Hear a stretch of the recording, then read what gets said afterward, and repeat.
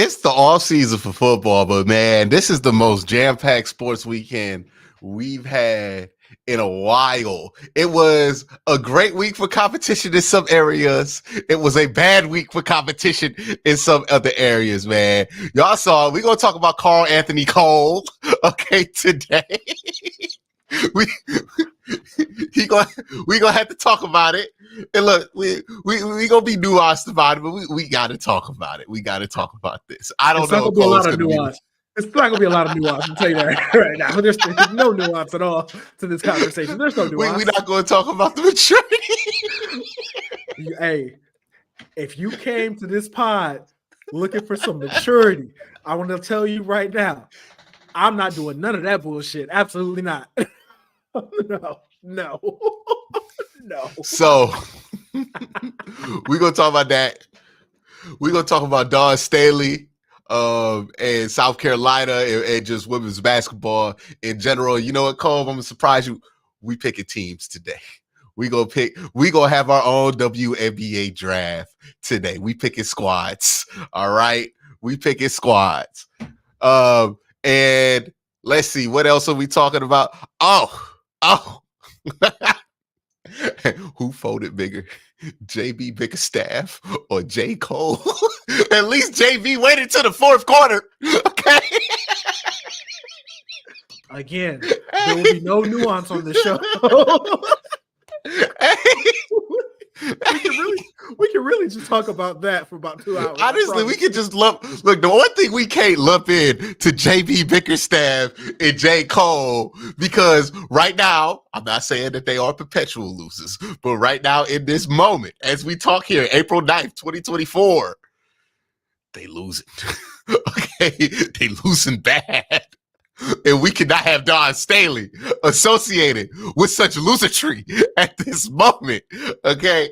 So we saw this kind of thing evolve. I was surprised that the numbers got bigger in the Final Four because all the hype, it felt like, was about this rematch of Caitlin Clark and Angel Reese and LSU and Iowa and those storylines.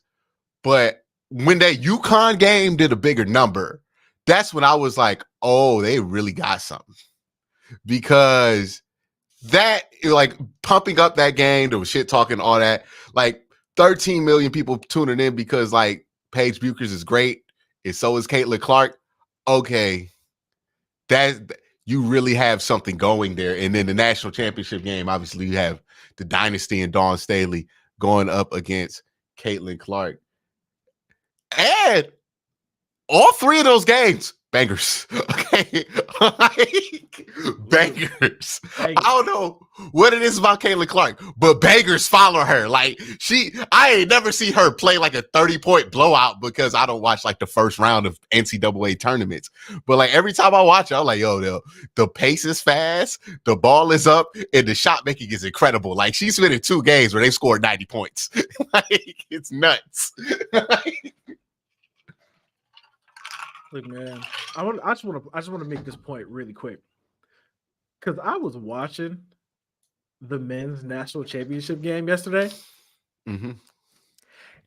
It wasn't anywhere near as entertaining as the women's game. I was bored. Like, I was in Slack. Like, hey, man, is it wrong that I'm bored? Like, I'm just like, okay, can somebody please win so I could just get the rest of my night back?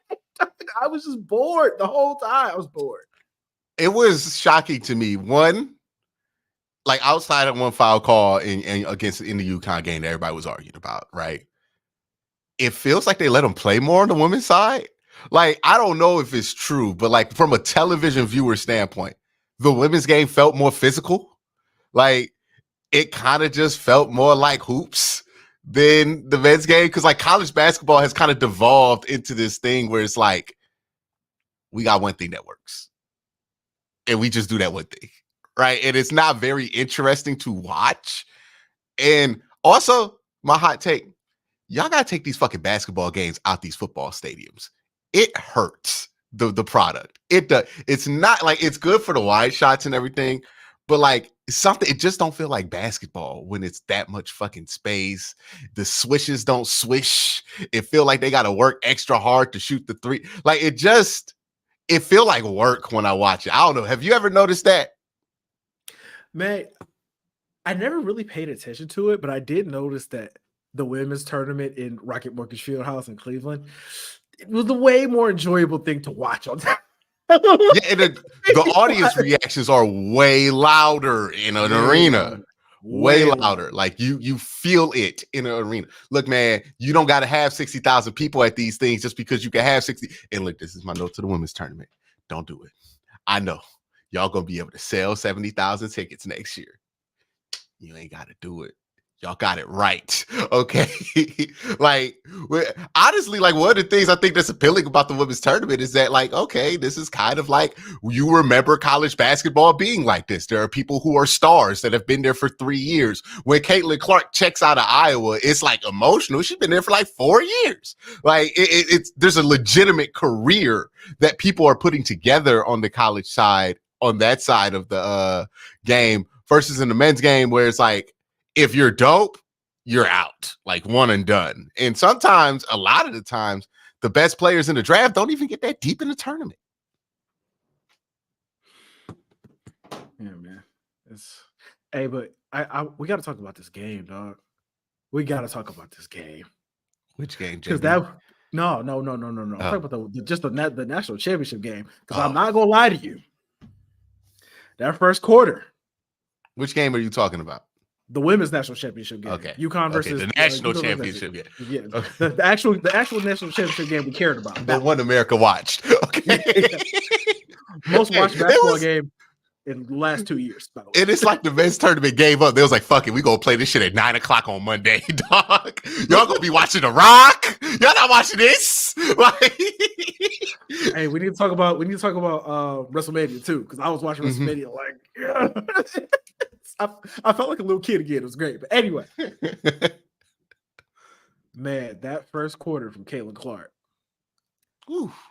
I was like, "Ooh, they about to do it, ain't they?" Hey, I was what they about to do it. So she went off for 18, and I was like, "Uh-oh!" And I looked at the scoreboard. I was like, South Carolina's only down by 4. She's in trouble. At the end of that first quarter, it was like midway through that first quarter, they had a big lead, right? And it wasn't even just Caitlin. It was like Hannah Stokey was kind of going. Oh yeah, what was 20? Martin. Yeah, Martin was going on. Was smacking some threes. Hey, she was cold in that in the Final Four game where she was just hitting all those turnaround post shots. I was like, damn, like she really carried them in the fourth quarter a little bit because like Caitlin wasn't scoring too much. But yeah, Caitlin came out on fire with the fire. She shot that shit from the logo, dog. I was just sitting there like, oh my god. 18 set the record for most points in the quarter in the women's national championship game. I was like, "Oh, she going crazy! This is crazy."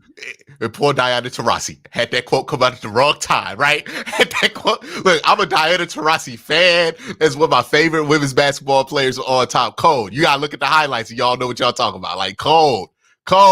One of the best shooters in WNBA history. And she was like, I don't know if she walks into the league and it happens right away. Like, eventually it will. Then I saw her shoot that logo 3. I'm like, nah, dog, it's happening. Hey, but, like you said, they had a big lead like midway through that first quarter. Yes. By the end of that first quarter, it was only up by like 4.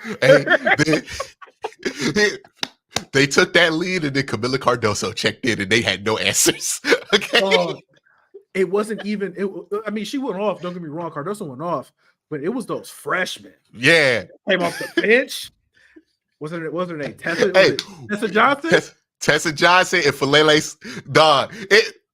I was like, dog, which was more impressive? The other one can't miss, and the other one looks like Ja Morant, like going down the paint. Like I'm like, damn, she's quick as fuck. Like, how do you guard that? Hey, by the time it was done with that second quarter, I was like, "Oh yeah, SC about to win."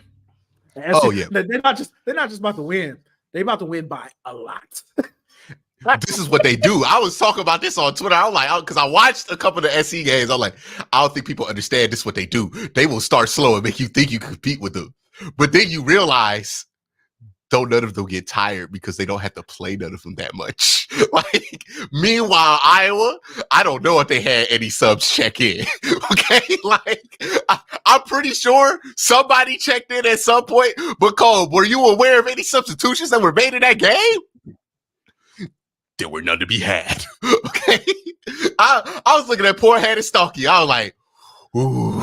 And she was balling too. Like she had a good game, bro. Yeah. She had a good game, and there was nothing she could do They about it. threw 6'7" at her, and then 6'7" gets on the bench, and here comes 6'5". Like, that can shoot. So now you gotta run to each perimeter. I was like, what's she supposed to do, dog? What, the next tallest girl in Iowa was like 6'2". I'm like, hey, what are they supposed to do about this? Like, I ain't never seen David Goliath, and I was rooting for Goliath, but I ain't never seen David Goliath out here like that.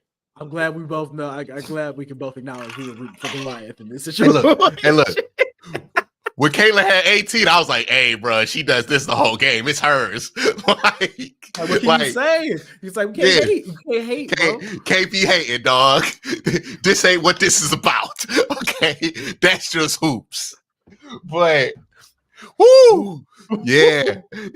South Carolina. I got the same feeling watching South Carolina that I used to watch when I was like, somebody got to beat Alabama, right? No, nobody's beating Alabama. Did they really just sub in Derrick Henry? That's really what it felt like. It's like, oh yeah, they took out their Nick Saban Bama teams, like some old Nick Saban yeah, like you sitting out there, and Trent Richardson come off the field, and here comes this new freshman, Derrick Henry, or hey man, Julio Jones off the field. Who we got? Amari Cooper. Like, that's really what it felt like. I was like, oh dog, they're unstoppable. And the only player they losing is Cardoso. That's it? Yeah, it's nuts. Hey, look, and from what I hear, from what I hear about Dawn Staley, she will have another one. She has another one. I promise you. Because what, Aaliyah Boston was the number 1 overall pick, power forward. She was in that front court with Cardoso. And then what? Angel Wilson, South Carolina. Like, she got another one. Like that is apparently post player youth. So the only player they're missing is the one that Dawn Staley has a propensity for finding. And honestly, at this point, you don't even gotta find Dawn Staley. Ain't even gotta find you. You find Dawn Staley. Like the second your daughter gets over 6'3", you try to get on Dawn Staley's radar, right? Because that's where you want to go if you were big. Nah, it's rough, dog. And I'm like, okay, Caitlin Clark's going, but guess who got the next one? South Carolina. Okay. Like, hey, you know what I thought it felt like? It kind of felt like watching the KD Warriors. Mm-hmm. It kind of felt like watching the KD Warriors. I was like, ooh, Caitlin, you LeBron in this situation. Where it don't matter what you do, dog. You're not winning. Not winning this. It don't matter what you do. You're not winning this. You brought this game back to 2, and then you look around and they're like, all right, let's get Sean Livingston off the court. All right, time to try. Time to try. Just time to try. I was like, this is nuts. This is nuts. Raven Johnson. Raven Johnson. Raven Johnson. Hey. Locking her up. Locking her up. Hey. I bet Haley was real quiet. You know who wasn't? Kim Mulkey. She's like, see, it could be done. It can be done. It could be done. You can make it happen. She's not God, right? Everybody's saying it was me. I feel like it wasn't me. Everybody's saying you can't defend her one-on-one. What I just see Raven do? Go ahead, transfer, girl.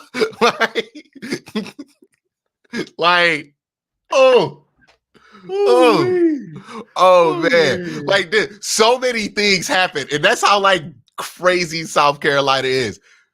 Raven Johnson is like an all-world defender, apparently. We haven't even talked about it. Like, they got like 5 different players you could talk about. Like it's woo. Man, South Carolina, the dynasty. Hey, is Dawn Staley women's basketball's Nick Saban? Yeah. She might be college basketball's Nick Saban. Like, who else about to win 3? Who else has won she's won 3 in like 5 years? Since 2017, right? Yeah, she's won 3 in less than 10. She's might win it next year because like who about to take it? I don't know. Maybe Juju Watkins gets a crazy year going. Like, but I was like maybe USC the same Caitlin Clark situation. Right? Like maybe USC gets in there and does something. I think they have one of the better like incoming classes, but still, dog. Nah. You know how look, man, Caitlin Clark gonna get a pass on that win no championship because they be like, hey, dog, maybe she should have won that one versus LSU. But they had some crazy shooting performances that didn't happen for them all year in that first national championship. This one, nobody's gonna be like that on this one. They're like, hey, I didn't think you was gonna make it to the 4th. They were just so much bigger, so much more talented. And just destroyed them on the glass. Loki felt like Knicks Cavs. Except for what if the Knicks actually had 3 of the best players in the NBA and the rookie of the year coming off the bench? Okay, like nuts, man. Nuts. Oh, UConn next year might be actually good because Paige is coming back. So Paige is coming back. UConn might have a shot. It's like everybody look like regular good teams. Like I feel like everybody got to consolidate to try to beat them. Like they others talked about thing. They didn't lose a game. Nope. Like, undefeated. Hey, and also Iowa. I don't think they knew what they was walking into because if I were undefeated and nobody's really talking about that, they're talking about your star. Ooh, you know how athletes are. That chip on their shoulder gets crazy. By the way, Caitlin Clark, your first few months in the WNBA, they're gonna be tough. Hey, can we talk about this? They're gonna be tough, man. Why are they hating on her so hard, dog? So I have a theory, and I get why it is. I don't think it has much to do with Caitlin Clark as much as it has to do with, I don't want to even say it's the energy with her fans because I don't think her fans are like this. I think it's the energy with people who like to use Caitlin Clark to say things that like they want to say, right? And making an example of it. And basically what people are using Caitlin Clark for in a lot of these circles that these women are hearing are, your sport is a joke until she showed up. Your contributions don't matter until she showed up. So like they kind of take out that animosity on her, and it's a tough spot because she's not doing this. She's not actively disrespecting the history of the game. Like she does not deserve any of it, but the energy is going to be the energy. And imagine if you were a top star of your league and everybody's talking about how what you did don't matter. Like they're athletes. They're going to have egos in the same way people were acting like that with LeBron is probably the same way people are going to react to Caitlin Clark. But by the end of her rookie year, I think all this shit would be dead. Right? Like with how people are reacting or don't like her or whatever. Like there's always going to be a couple people going to feel like that. And honestly, it's probably good for the sport if like some of these don't like her. Like, let's I'm not be gonna real lie. about it. It's always going to be good. It's always good for a league when when you feel like the players, one, care, and two, hate each other. Yeah, like you really want this. Like it's deeper. It's deeper than rap, right? Like, we gonna get to that. I do think, and like I see people like trying to police and everything. I'm like, y'all just need to let this shit happen, right? Because like I get it. It's kind of upsetting to hear people hate on this woman who's clearly having this tremendous moment, but also this is gonna be what makes people watch in the long term. Like you weren't there to see Magic Johnson be like, I think Larry Bird's going to be a great addition to the league. No. You weren't here for that. You were here for Magic to be like, nah, this is still mine, right? When Michael was coming up, we weren't trying to hear how Magic appreciates him. We weren't trying to hear Magic Johnson shout out Michael Jordan at his home games, right? Like we wasn't trying to get none of that. We trying to get him to go at it, right? So I think some of that is necessary in there to be able to create some of these rivalries. Like the thing that kind of sparked this whole thing was how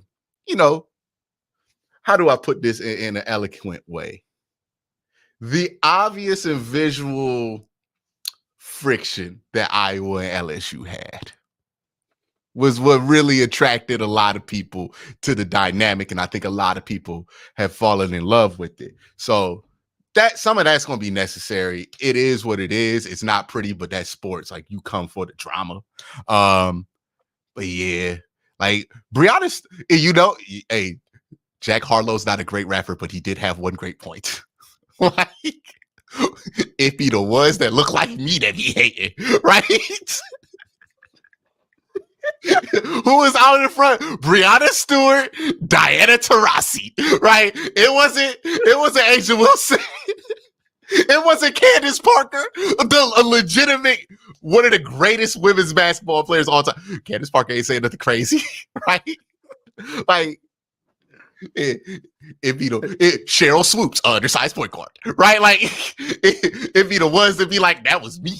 Why y'all ain't love me like that? Like.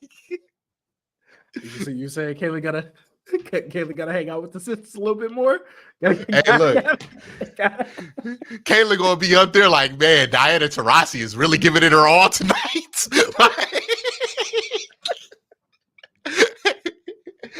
Sabrina Ionescu is not fucking around. Like, why she pointing at me every time she shoot? Like, I don't know, girl. Like, you know how that shit is? Look, we pointed this same thing out when Caitlin Clark was giving Haley Van Leif buckets, right? It is a thing in this dynamic of sports for whatever reason, but don't nobody be disrespecting them more than them, right? Like,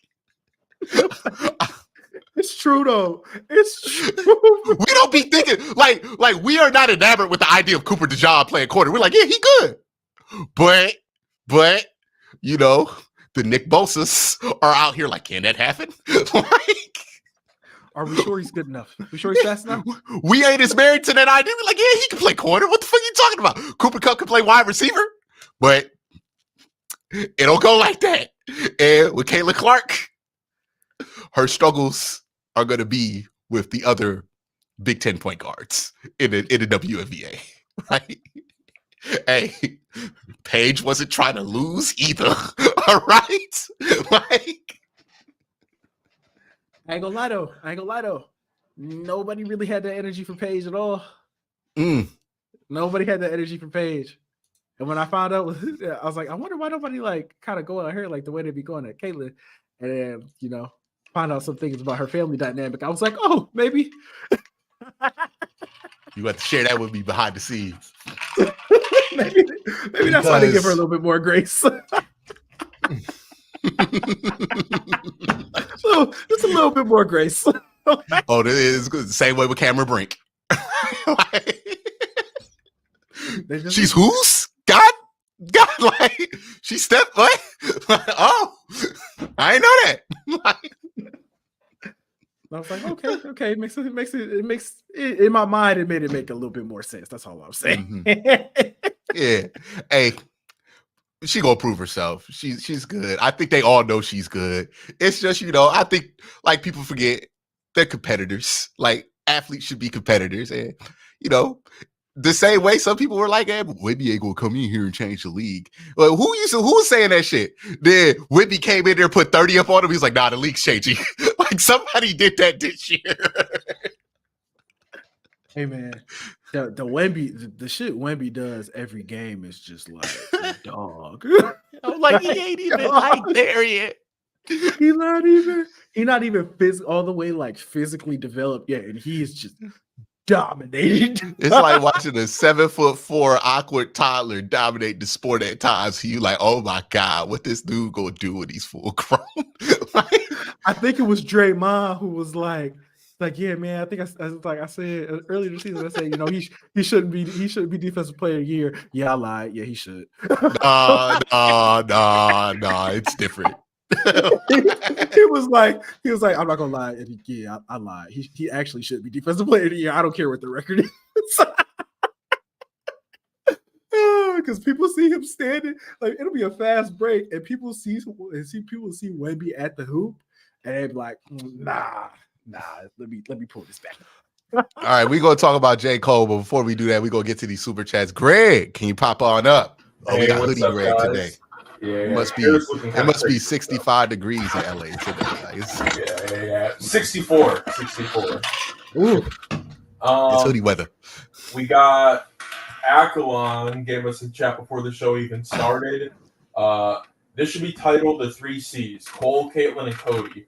All I want for 4 hours is you talking about those three. Can't stay, so I put it in the chat early.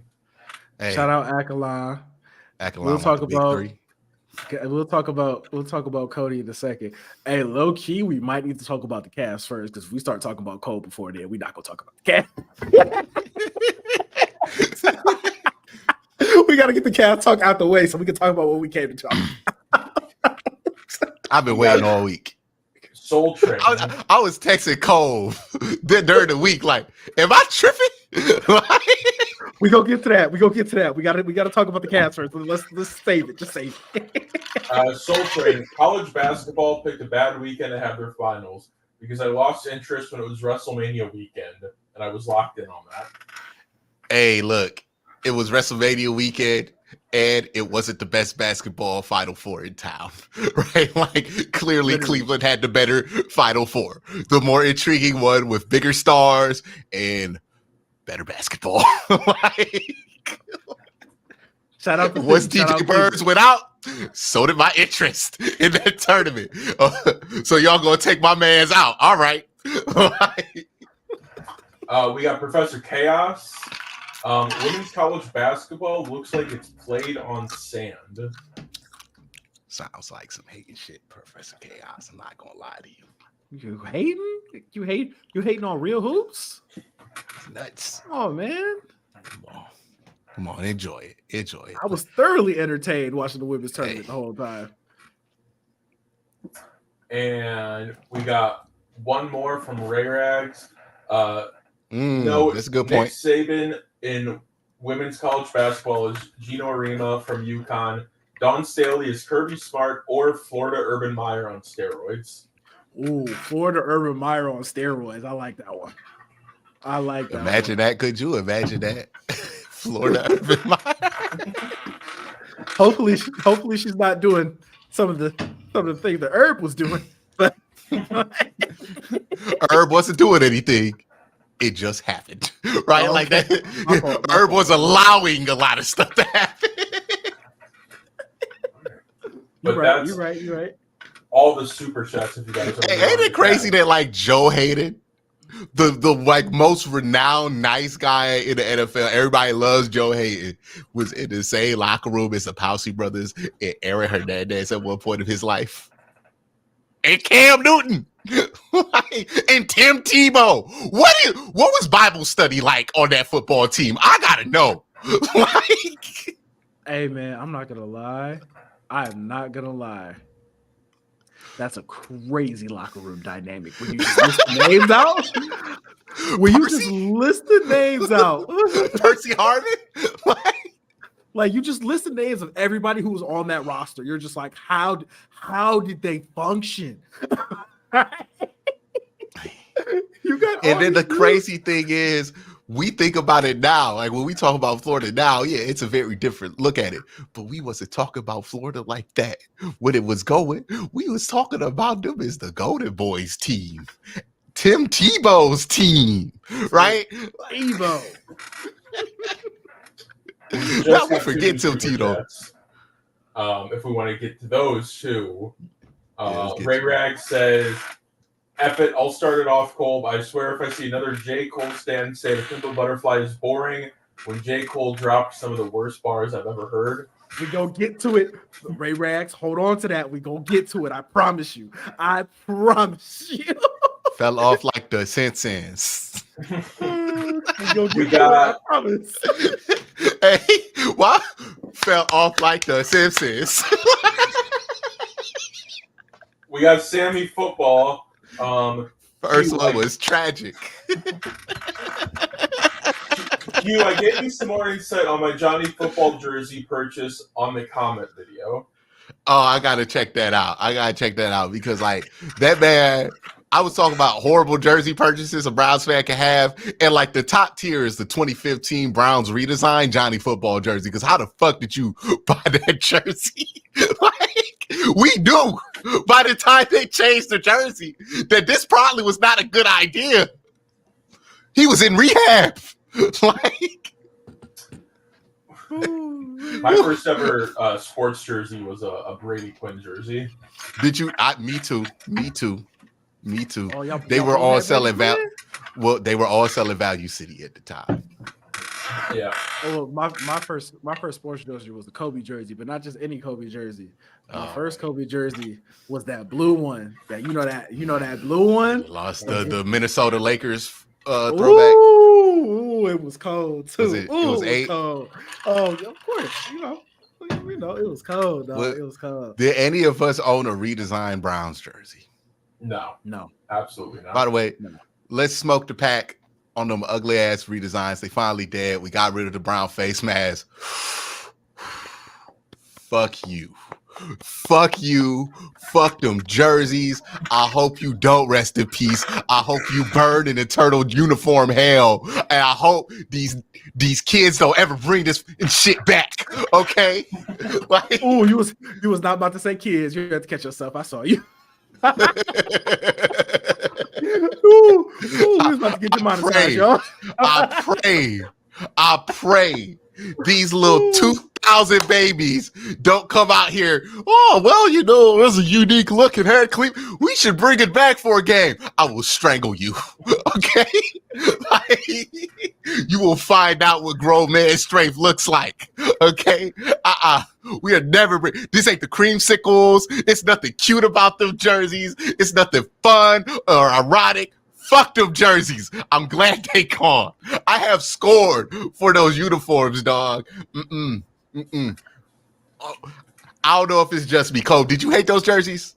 No, they're terrible. I just want to say, I want to personally thank the Cleveland Browns for finally just listening to the fans and giving us the uniform combinations that we've been asking for years, dog. Thank you. Making the helmet glossy too. Like they finally fixed it. We've been asking, hey man, just put on what Jim Brown wore, dog. Like it ain't that difficult. It's not that hard. The Browns template is, hey bro, did Bernie wear it? Did Jim wear it? All right, wear them. Right? Did Ozzy wear it? You are a historic franchise. You don't need to be out here doing these. Do the Packers change their jersey?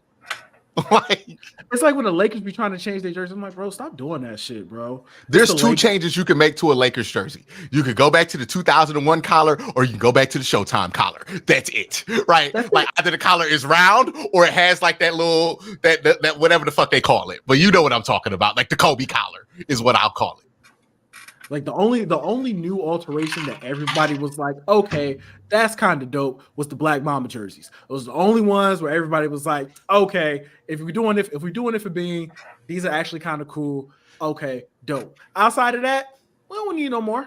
We're good. I don't know how Cole's gonna feel about this, but I feel the same way when like the Boston Celtics bring out an alternate jersey. I'm like, what the fuck? The Boston Celtics don't need. This is the only good thing I would say about the Boston Celtics. They have one of the classic historic jerseys. Do not change them. Don't change. Did Larry Bird wear it? Then you wear it. Did Bill Russell wear it? We putting it on. Wear it.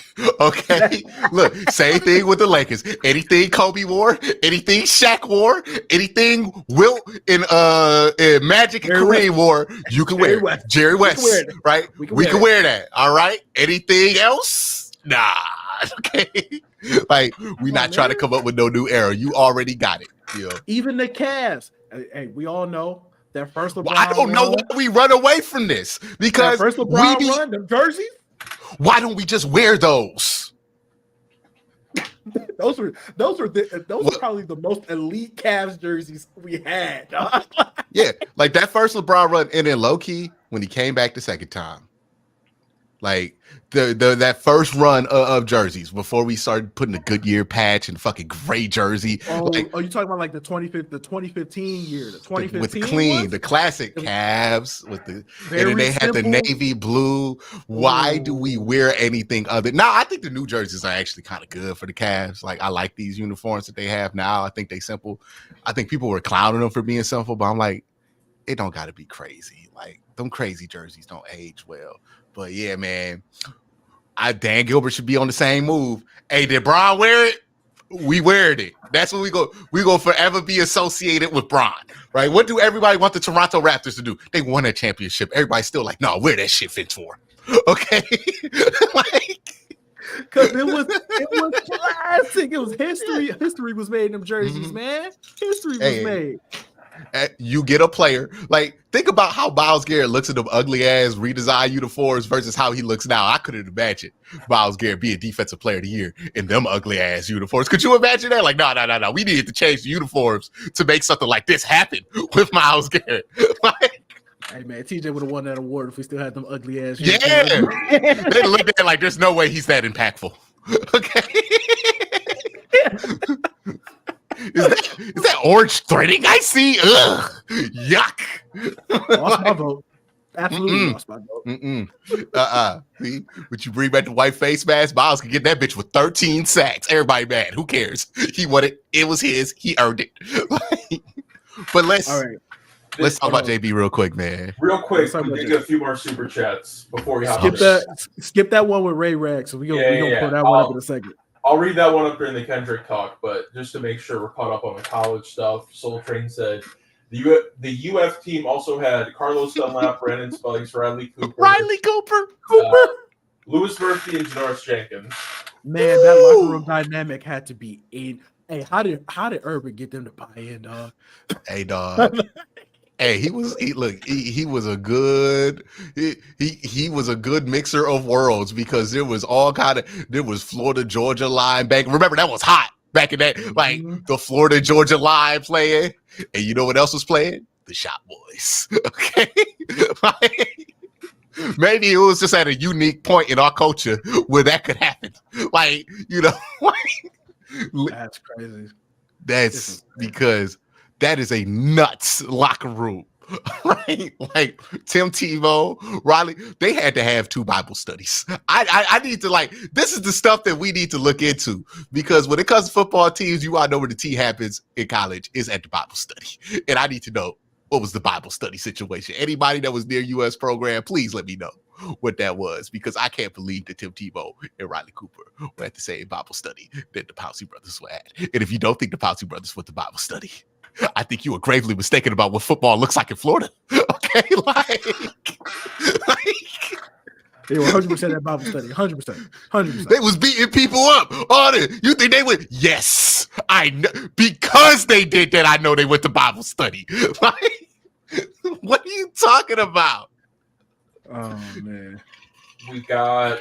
I don't know if there's another one you might want to save for later, but Vincenzo Facciano says thoughts on Cody beating Roman. About fucking time. Had to happen. It hurt me to see it. It hurt me to see it, but it had to happen. Hey, I knew Cody was gonna beat Roman. I knew they wasn't gonna fumble this one, but Roman came in there talking crazy shit. Okay, and look, Cody Rhodes. I don't know how new y'all are to Cody Rhodes matches, but I've been watching this shit since 2019 when he started that American Nightmare character outside of WWE. Look, what he does is he gonna take that ass whooping for a good 25 minutes, and you gonna feel bad for that white man when he get beat down. He gonna get spanked. He gonna get cut. He gonna have people turn on him. Sometimes his wife might smack him.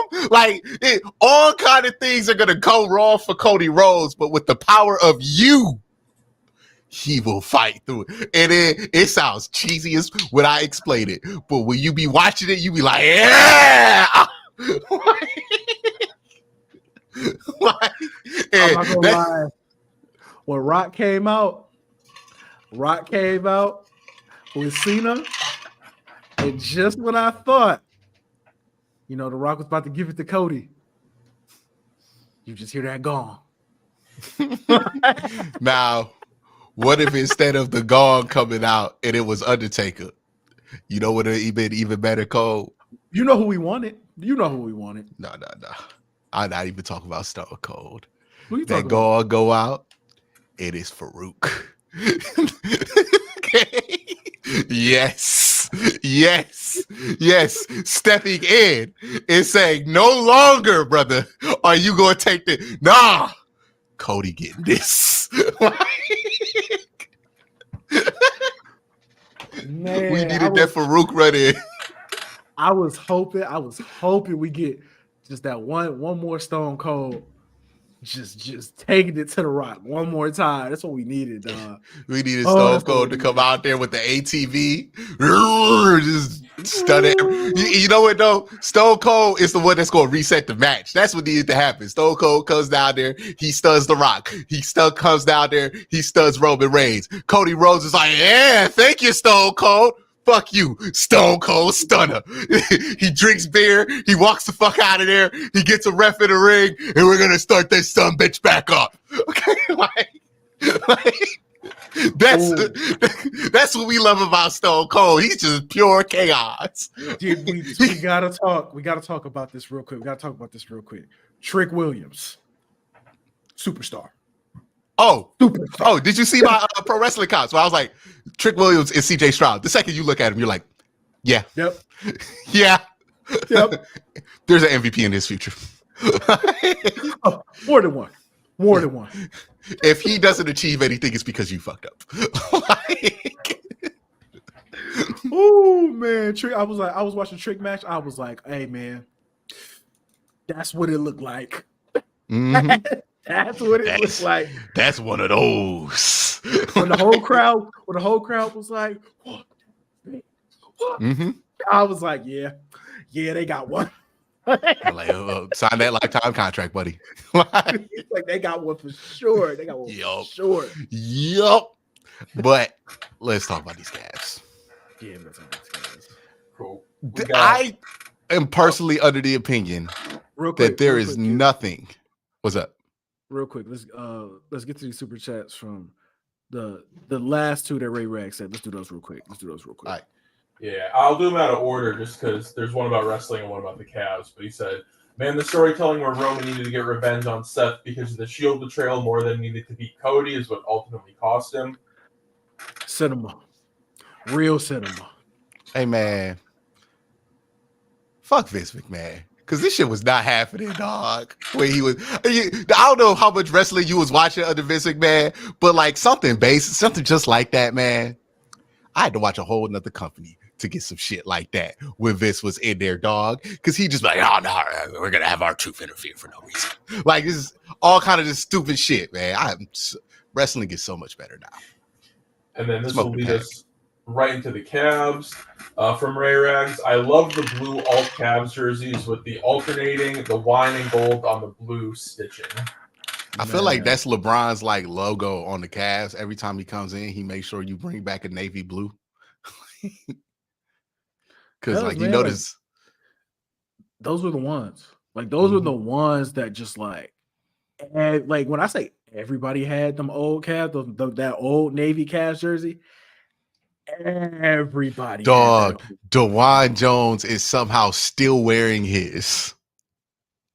Dog, I just thought about that because he was at a Cavs game. He definitely had it on, and it was definitely not new. Like he definitely, it looked young on him. You know,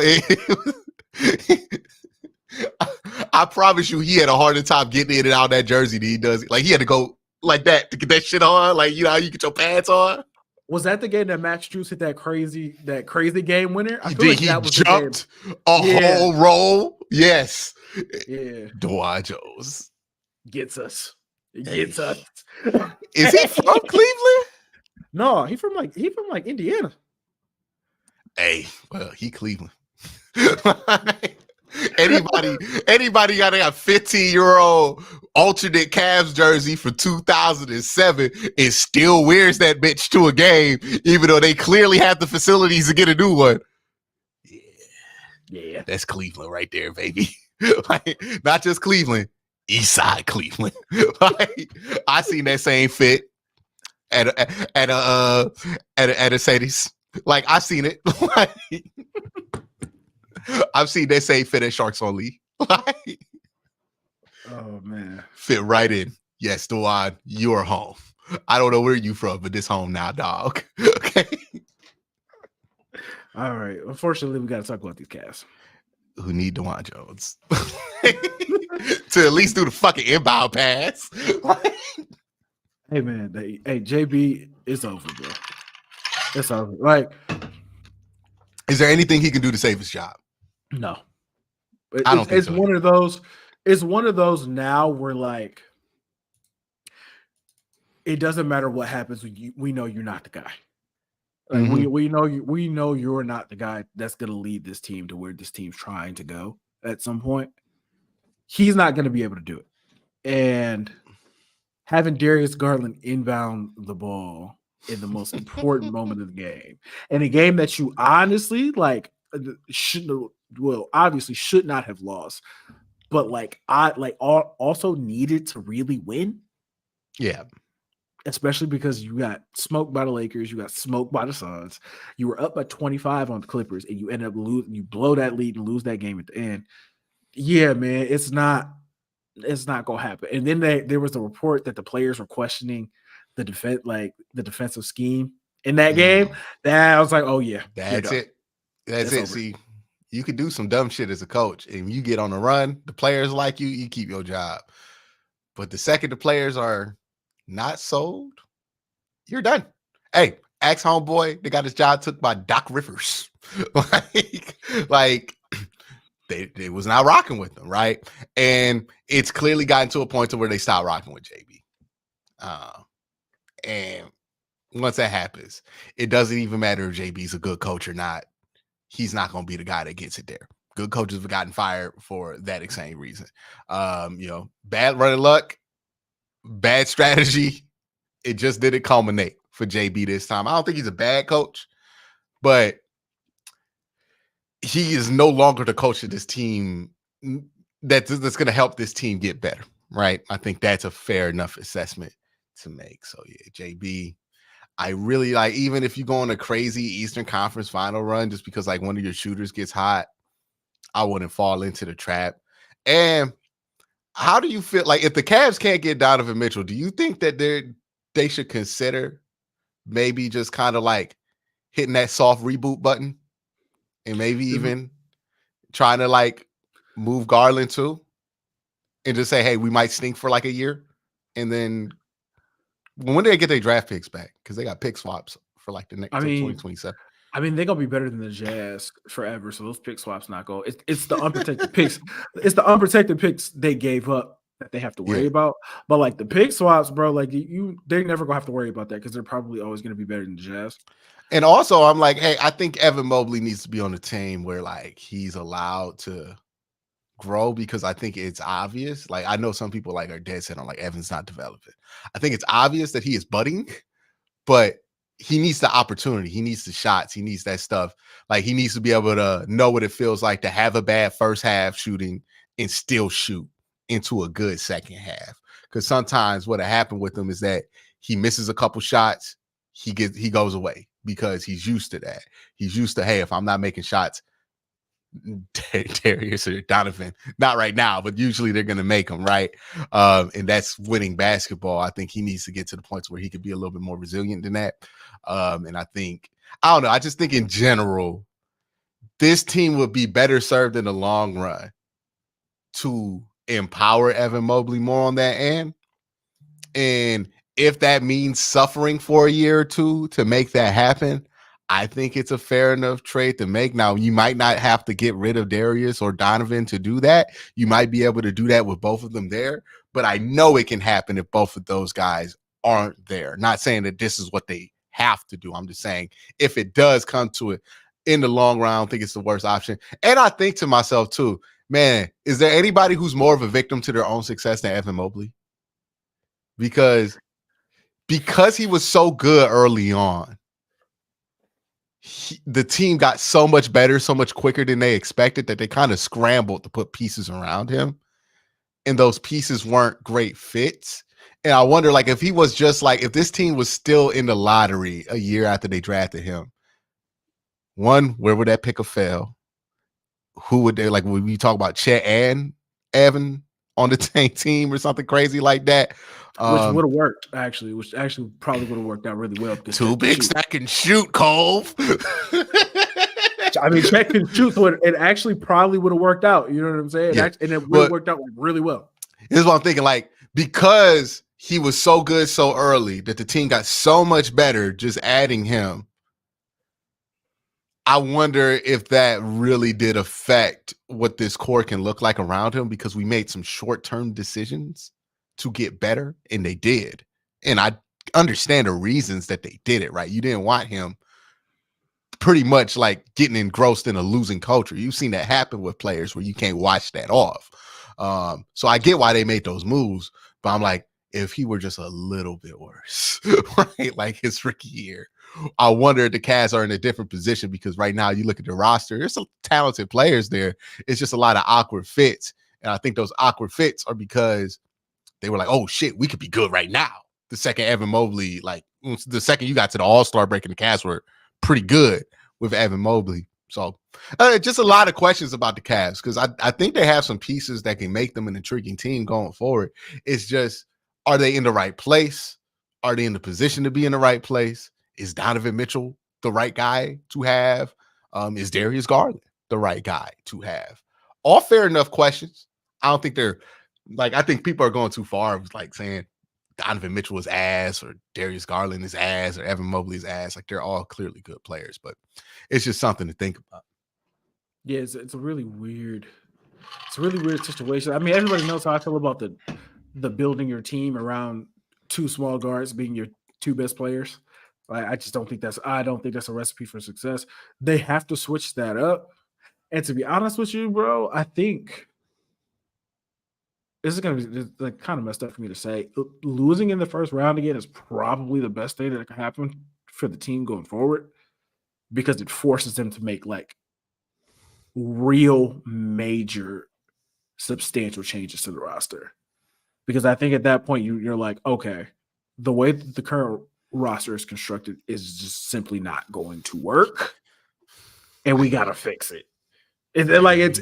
It's probably that time where they're like, okay, is Kobe Altman still going to be the guy to be in charge of the roster? I think that's a question that's worth asking. You know, I think that's coming. I get you, Cole, but I'm not. Right now, the Cavs are scheduled to play the Knicks in the first round, and I can't take that again. I cannot take another. If it's a 4-game ass, the way they be talking shit, like, hey, look, if the Cavs play the Knicks again, and look, I know I'm not trying to advocate violence, but in this case, I am. I swear to God, y'all, if y'all get y'all ass beat again and nobody starts a fight, you're going to lose the city. You're going to lose. Marcus Morris, it is up to you. All right? Like, because if Cole, can you imagine the Cavs get swept again? And Josh Hart talking all this shit, touching chains, egging on our crowd, and then we just sitting there again. They're beating us. Like, I know it can be deemed as toxic, but I am not trying to be gracious losers to the New York Knicks. I would rather be a sore loser to the motherfuckers, because they're sore winners. Fuck them. I'm not trying, like, fight somebody, dog. See, start an altercation. Jared, get your lick back. Okay? Like, Jared's not going to do that. I know that. Darius Garland, that I'm not relying on them to do that. But Georges Niang, get your reputation back, brother, because you did let that man touch his chain. Okay, like, somebody. I'm not trying to see another weak ass sweep where we just do nothing. We get in a press conference, talk about how we weren't ready for the bright light. I am so no. Nah. Take this shit to 6 or get physical. Okay. But we not going out like that again. I swear to God, man. Like, I can't do that. You know, Q. You know what's even It's worse? You know what's even worse than losing the city? It's time. You know what's time? You know what's even worse than losing the city? Losing the entire fucking nation. What the fuck is J. Cole doing, dog? What the fuck is he doing? Oh! I've never been so disappointed in my fucking life. And look, oh my God. I'll start off with this because there obviously is a rush of people who want to clown J. Cole, and I think that's fair. But there's also a rush of people who want to defend J. Cole for protecting his mental health and all this shit. But here's the thing that I feel like is getting ignored. One, like if Kendrick did this to Tyler, the Creator, I would understand, because Tyler don't be talking about he in the top 3. Tyler don't be talking about how other people don't want to step to him. Tyler don't be talking about how when I pop up on your diss track, you gonna know it's me, like caller ID. Like, that's not what Tyler does. So yeah, if Kendrick went at Tyler like they like, okay, that's unnecessary. He went at Cole like that. Who be talking like that, right? As recently as the song that Kendrick Lamar referenced in his diss. Right? And then the thing that drives me up a wall with he was protecting his mental health. You stepped into the arena. You made a diss track. There's no going back. All right. Once you make the diss, once you accept the challenge, these are the rules. Okay. And what he did was break the rules in a way that nobody can respect. Like, you gonna make a diss track? You gonna start this slander on my name? And then you gonna talk about some I'm sorry 2 days after you did it? No, you leaving out a bunch of this is gonna be the rest of the podcast. First of all, he didn't just apologize. You apologized at your fucking festival in your hometown to somebody who said, by the way, J. Cole fans, nobody booed. You should be ashamed of yourself. Okay. You're doing shit at this nigga. What are you doing? like nobody booed. You are a weak stand for that. Forever a weak stand. Oh, what? What? Man. And look, I know people are like, well, you don't want the violence that you. This is not Tupac, Biggie. This is Kendrick Lamar and J. Cole. These brothers are peaceful. Okay, this is an artistic battle. Nobody was at risk. There's no. It's not no street shit. Nobody was gonna die. It's not Tupac, Biggie. It's not Jadakiss. It's not Jadakiss, Beanie Siegel. It's not 50 in the Game. It's none of that, bro. It's all music. It's all music. That's all it is. That's all it was ever going to be. And you went on your festival in front of all of your diehard fans. Your hardest of hardcore fans. All your stands are there. And you say, hey, I couldn't sleep for 72 hours. Was it even that long? I don't even know, bro. 48 hours. It's all bullshit. I don't care how long he was up. You're talking about my dad had a weekend off and changed his whole tune. It was like, yeah, man, it was lame. I shouldn't have did that. What the fuck are you doing? He hasn't even had the chance to respond. And you talk about you sorry? You sorry? Now, this is where I also don't give credit for J. Cole for apologizing, because I think this was strategic. Because I'm just going to say this, that this was fucking whack. It was bad. It was fucking garbage. All right. Like, I'm sorry. Like, we all feel free to say it now, but I was like, I was in denial for like 2 days listening to this, being like, it's not heat. It's not good at all. This is like, honestly, I would expect more from Drake than what this, like, I get what he was trying to do. He was trying to do the takeover, right? Like, he was trying to like reference the takeover in the same, and it's like I'm not even gonna get into the fact that the lines themselves don't hit because they weren't true. Like, just think about like the function of it, how fucking weak those rhyme schemes were. Like, oh, you fell off like the Simpsons? Really? Bro, that's what you, bro. You talk about the rhymes. You know what I hated about it? I hate the entire angle that he took in this. Oh, the angle was awful. You took the worst possible angle you could have tried to take with Kendrick. It's that your discography not like that. First of all, bro, you can't say that. That's what I'm saying. Like, he took the worst angle for J. Cole specifically to take. You talking about boring albums? You talk about my albums be gassed? My albums be gassed. You talk about, like, I don't even know if Drake would have tried to take that angle with Kendrick. To be honest with you, I don't even think he would have did that. But you, let's just put this out there. You tried to make To Pimp a Butterfly 2 different times, and neither of them were as good. Let's be honest. You tried to make that album you called Gas 2 different times, and it wasn't anywhere near as good when you tried to Hey, this is off topic. Remember Logic tried to make To Pimp a Butterfly?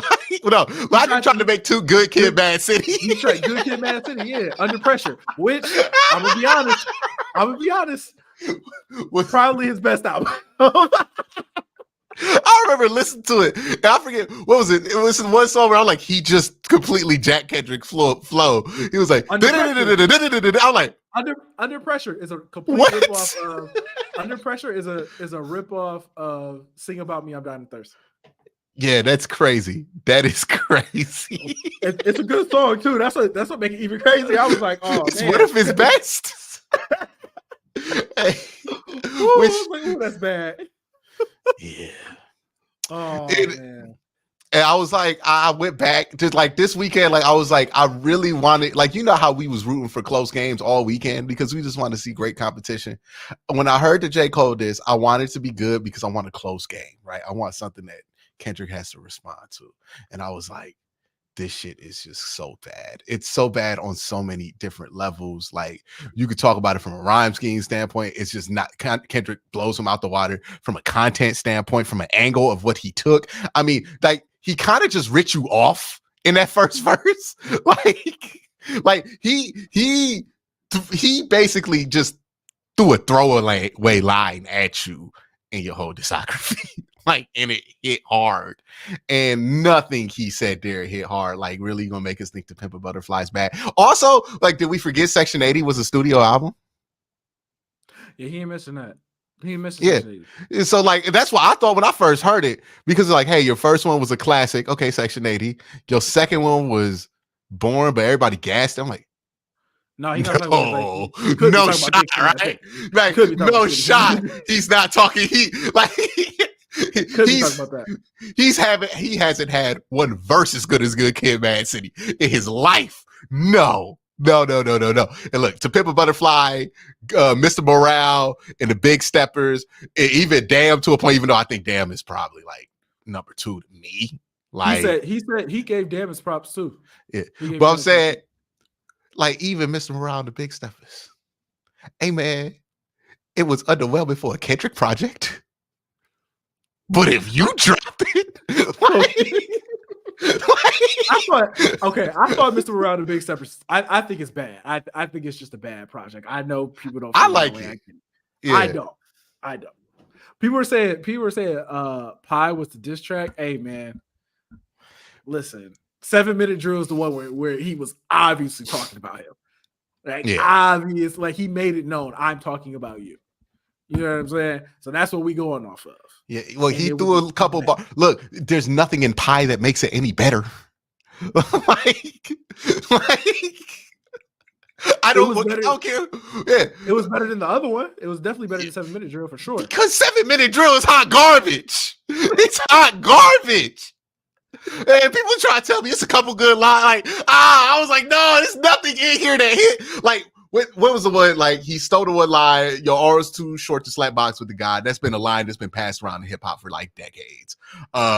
talk about him being short. Okay, that was a solid throw in there. What was the other one? I think he had another solid one. He had the one where he basically said like, if you're not dissing us, we wouldn't be talking about you. Yeah, Basically that wasn't a good like, one to me. I thought that was a good angle because he don't really be outside rapping. Oh, So the I one was where like, he's like, you average, he's referencing the Takeover again, where he's like, you average like one hot verse every 30 months. I'm like, okay. Like, I'm not gonna lie to you. That's a fact. Like, that's a fact. Like, you don't be outside. Like, at least Drake and Cole be outside rapping. You don't. Yeah. You see what I'm saying? I was like, that's fair to me. But the discography angle. I don't know why you would go with the art. Stupid. I'm like, who advised this? Like, who? And then the whole thing felt like a first draft from the beat. The beat was the beat's hot garbage. No, the beat was the worst part. And people talk about we Kendrick, we Glaze and Kendrick, bro. This dude went up there and quit in front of everybody. He quit. Nothing that man says to me, nothing that man says on music matters to me anymore. It just don't. It doesn't matter, man. It don't. Yeah, man.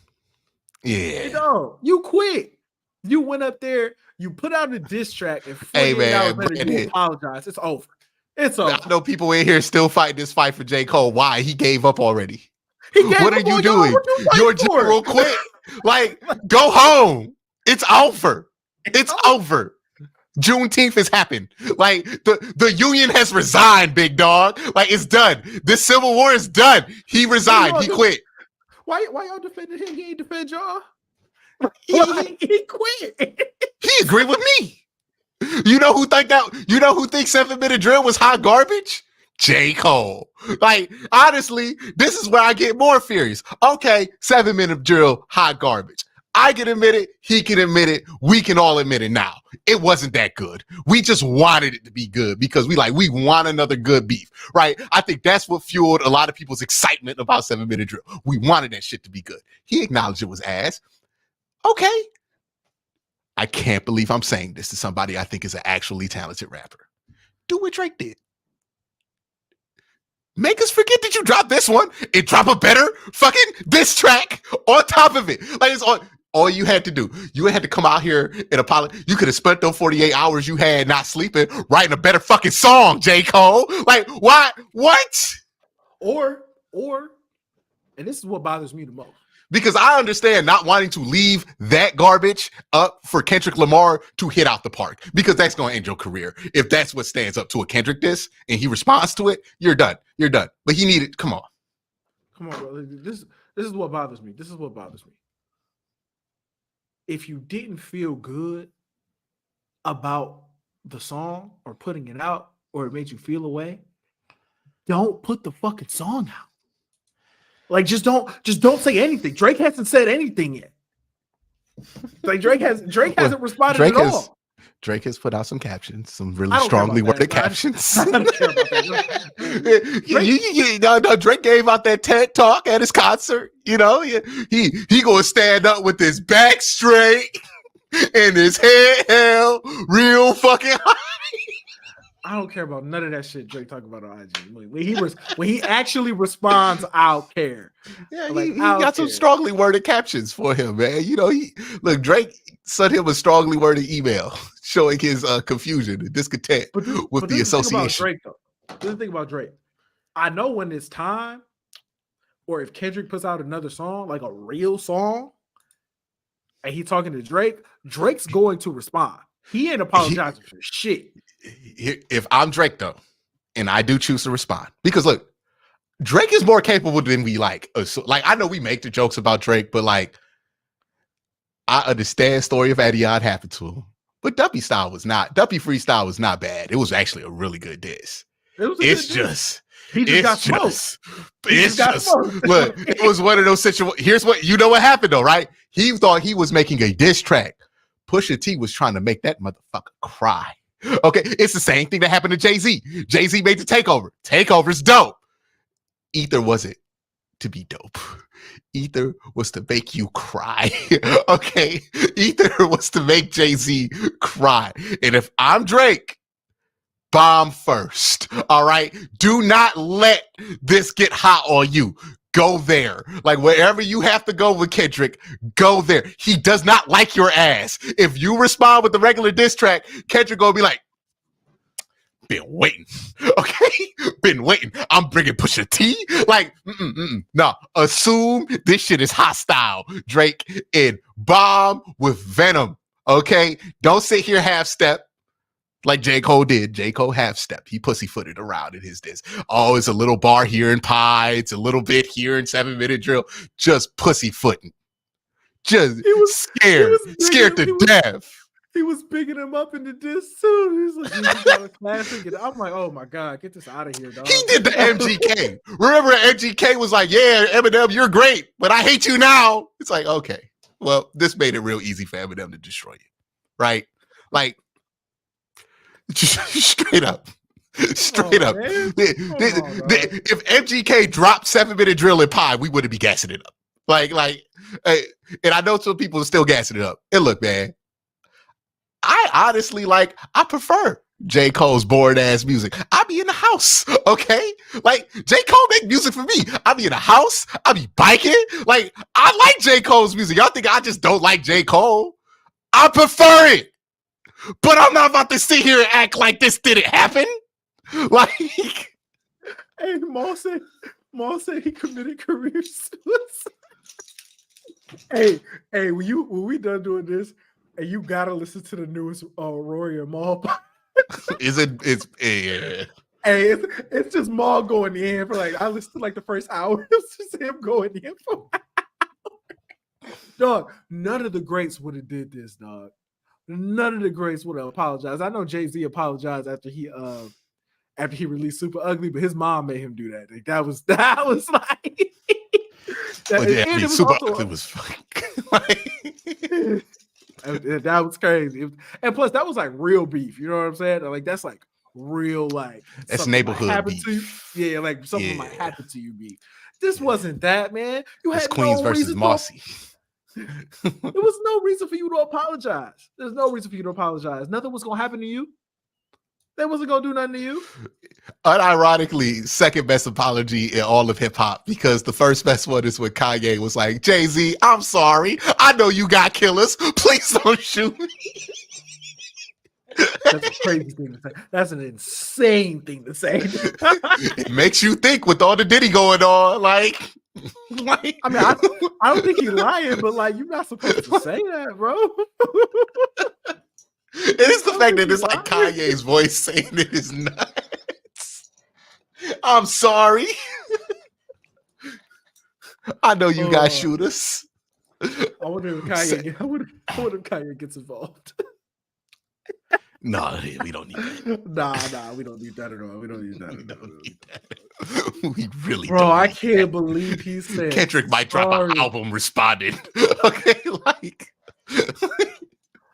hey, you know what's crazy though? All the people on the timeline, as soon as he said To Pimp a Butterfly was gas, it's all these people came out of nowhere. It was finally we can talk about it. It's not that great. You know what I'm saying? It's only because, white people said it was the greatest album ever. That's the only reason. What?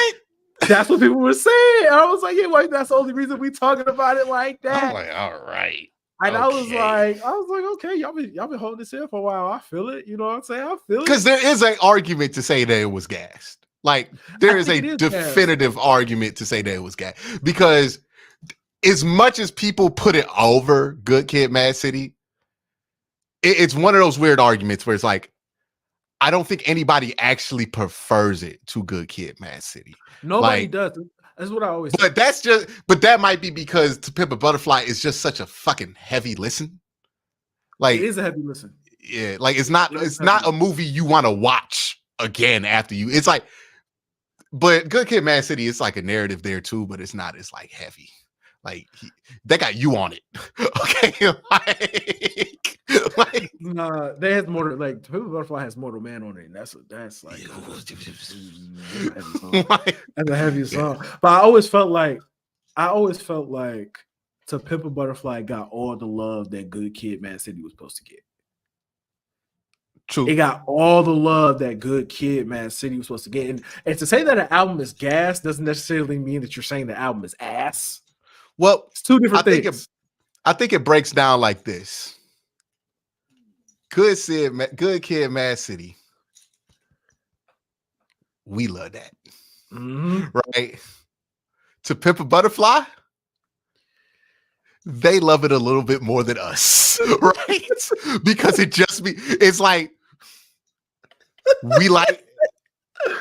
There's a certain catalog section of Mike's catalog that we like better. Like, Rock With You will never not get play around us. Classic. Yeah. Classic.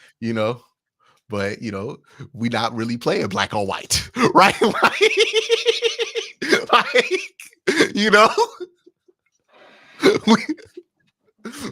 We fucking with Afro Mike. Like,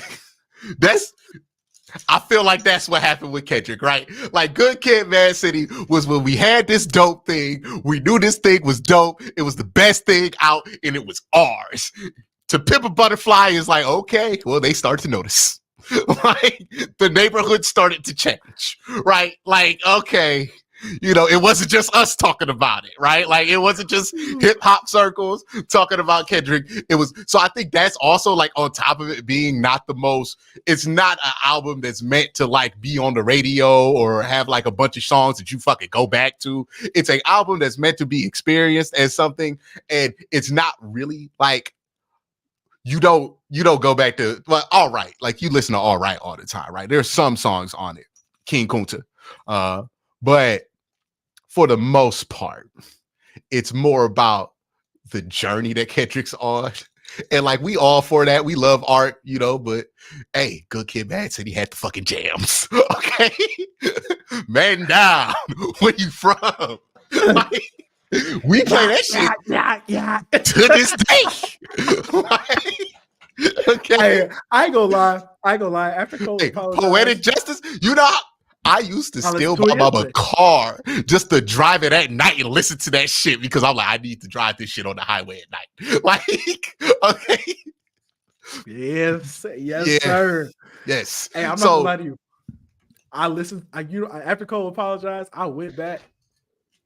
I was listening to some of you. I just started to spin Kendrick discography back.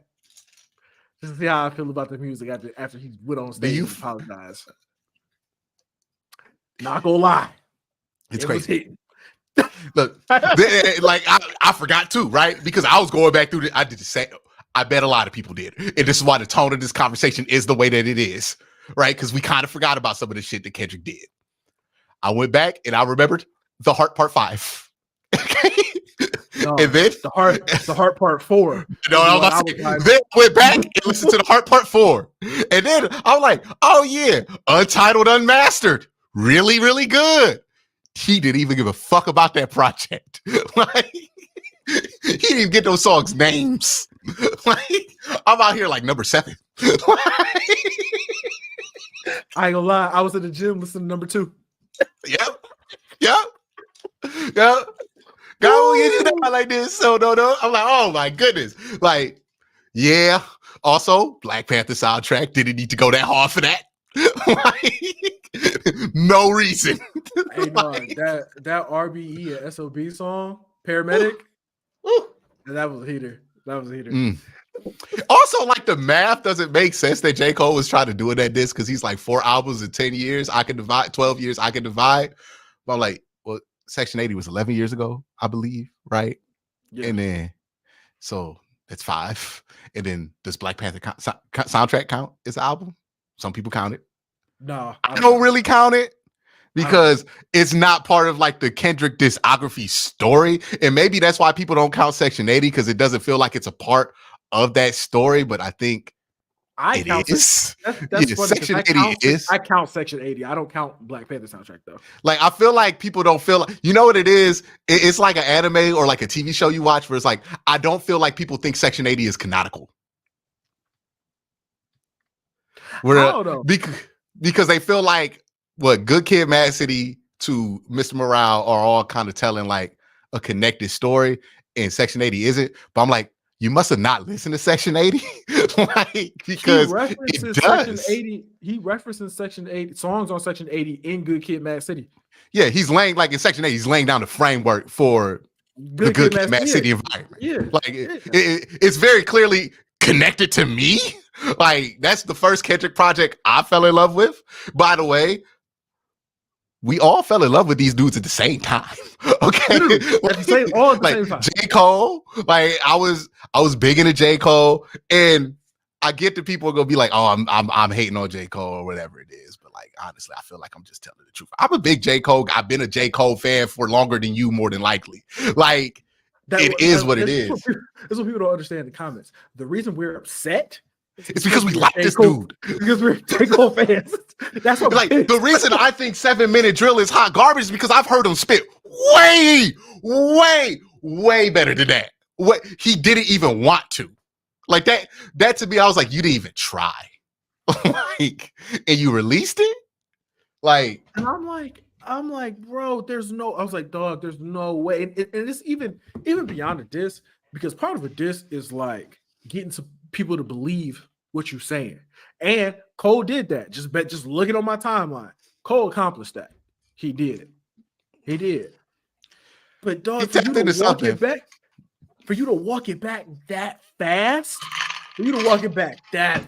bro, it's crazy, dog. Because now you look like you scared of him. You scared of him, clearly. There's why goes back to why I feel like that was the first draft. Because he brings up, the Grammys, I don't care about that. And how it's like, you could have tied in your criticism to T-Pab to how it was gassed by and made that more clear in the verse. Because I know who would have if they was making that criticism? Kendrick. Kendrick would have made it very clear what kind of parallels he tried to draw. And you know who else is capable of doing that? J. Cole is capable of doing this. He did it. This goes back to something that I learned at a very young age. Don't start no fight you ain't willing to win. And he jumped in there, started fighting, and realized he ain't want to win. That's what it is. He looked at Kendrick and didn't want to do what it takes to win that fight. He wasn't willing to commit the slander. He wasn't willing to see the toxic conversation happen on the social media. But if you're not willing to do that, then you got to leave 7 Minute Drill in the same vault that Drake left his response to Pusha T in, right? Like you got to let that go. Like if that's not what you're willing to do, because we wouldn't be sitting here talking about you if you didn't release it. We would, if he never responded, if 7 Minute Drill just had a couple not 7 Minute Drill, but Might Delete Later just had a couple subliminals, we would probably be having a really nice conversation because that project is actually good. Like in some areas, like I think there's some tape is good. It's just like you ruined everything by doing. But the most talked about song on it is probably the worst one on the entire mixtape. Like it's to the point where people trying to disown what was obviously meant to be the diss track. Okay, like he's not deleting Pie from streaming services, right? He's deleting 7 Minute Drill. That tells me, that's the one he meant to try to hurt Kendrick with. Like, stop lying to me about Pie being the diss track. He don't think that. Because if he thought that, he would be taking Pie off too. But it's disappointing. And it's a weird spot because like I personally don't think Cole was ever built for it. Like, and not in like a negative way. I'm not trying to say like he's a bitch and nothing like that. I'm not saying that. I know you can imply that we don't agree with the behavior of J. Cole. And it might be behavior that we feel like is that, but we don't think he is as a person. He's just not a confrontational dude. And he ain't got no traits that are good for like battle rapping. like he's empathetic. He's thoughtful. This is the thing. This is why I'm not rolling with that. This is why I'm not rolling with that at all. For the last 2.5, 3 years, he has hopped on whoever song whoever who has allowed him to hop on a song and basically say, if you fuck with me, I'm gonna kill you. If you want to test me, I'm gonna kill you. You see what I'm saying? I'm gonna hop on the track and I'm gonna show you. I am the best rapper. These rappers don't want me on their tracks because they don't like he's been saying it. Like, listen to the verse in a lot where he's talking about how people be getting fake streams and all this shit. This is a great point, Cole. He has been talking shit. He has been beating his chest. He has been telling people how he's gonna be like that and how he does this. And then Kendrick says, "Okay, bet." Doesn't even send a hard shot at him. He sent a couple hard shots at him though. Well, I mean, like they were stiff, but it wasn't like, when I mean hard shot, I mean like he wasn't being blatantly disrespectful in the way he was being disrespectful, but in a competitive way. Like he was talking shit is basically what was going on, where he's like, your best work's a light pack, like that undoubtedly was aimed at both of them. Okay, like and walk around that stick, it ain't Andre 3K. Basically saying, stay in your place, dog. You ain't even really, like, he kind of dismissed him, right? In a way where like, I'm not even really talking about this with you. I don't know why you've added yourself to this conversation. But he did when he said, you know, and we're clicking up. They cannot be legit. No 41. That's also what made this so. I don't know. 7 minute drill is horrible in my opinion. It's so much worse when you listen to like that after it, where you're like, oh man. Okay, like them bars, like you really got to look at what he's talking about when he says, "Oh, it's so like, pointed." the click, like when you talk about the click and E40. And be legit, and like you don't pull no coffin out of your mouth. Like he was talking to Cole, which is why the whole concept of 7 minute drill didn't really make sense, because people were trying to say, "Oh, it was a warning shot." It's like a warning for what? He dissed you already. So what are you sending him a warning shot for? He already said something to you. Made it very clear he was talking to you. Why is he getting a warning shot? And this whole like you got 1 foot in, 1 foot out with the trying to go at him, bro. If you feel like that, don't engage. Because if Drake is going to engage, he's going to like it's going to be a thing. He ain't apologizing. None of that. You see what I'm saying? So it's like you took shots at him. So why are you trying to send a warning shot? You already you took shots on first person shooter. I just take issue with the structure of the song where it's like, okay, if you had those feelings and you want to express them in the song, make that the first part of the fucking song. And then do a beat switch up to a better beat. By the way, just pick a better beat for this fucking song. Like, honestly, if you wanted to reference the Takeover so bad, just use the fucking beat from the Takeover. Like, it's a diss track. Don't nobody care if you get clearance. Like, this ain't what it's about. Like, I'm pretty sure Push didn't have clearance from Jay. Like, but it that whole thing aside, it's like, okay, you wanted to express your hesitancy. Okay, cool. You express that at the beginning, you do the beat switch, and then you go demon mode on them in the second half. Like, boom. Okay, cool. We could do that. That's been done before, right? Like, that's been done in a diss song. But like, you gonna say the shit and then like low-key apologizing when the beat switch up. Cause you're like, I don't know if I want to do this. This is really my guy. I got love for him, but he's short. Like, man, pick a lane, dog. Like, nobody would be mad if you just picked the lane. Nobody would be mad. Nobody would be mad if you just didn't put out the song. Just don't respond. Like, just don't. If that's how you felt, you should have never put it out. They should have never.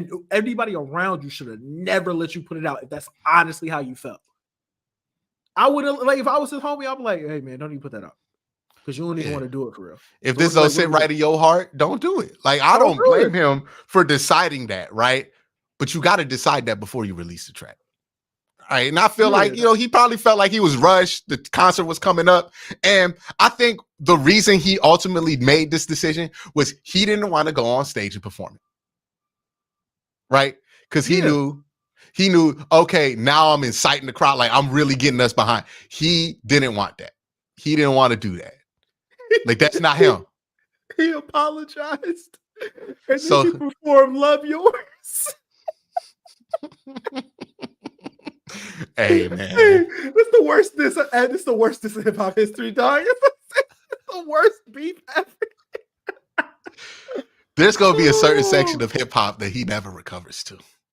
Oh yeah, anybody who really cares about it, no, you can't bounce back from this, dog. Hey, look, if Absolutely Drake was not. a demon, like if Drake was really like the asshole people say he is, this is when he responds, so he could like shed the whole Drake is soft thing, because that would immediately go to J. Cole. Oh, if Drake respond, he 100% got to shoot at Cole for doing that. 100%. Not about to 100% apologize. He 100% got to shoot at you because what are you doing? Because he dissed us. He took a shot at both of us on the same song. And you trying to play the around, middle? and Nah. you trying to apologize? You gonna apologize? Oh no, bro. No. Hey man. Hey, I wonder what Drake Dreamville was thinking.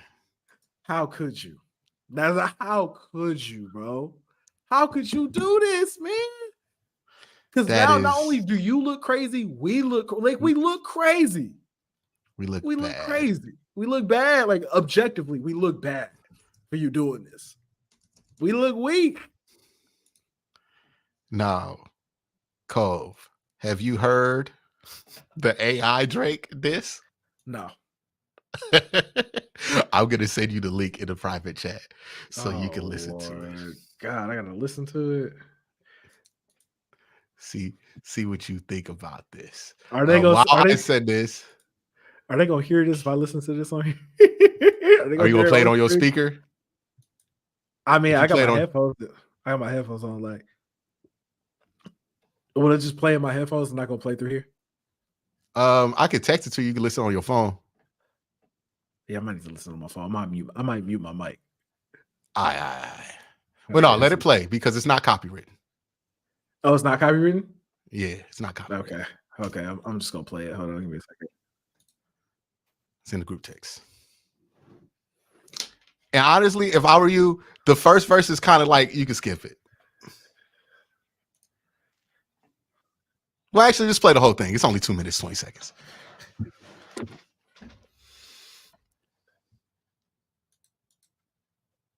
see. Greg, can we get a super chat real quick?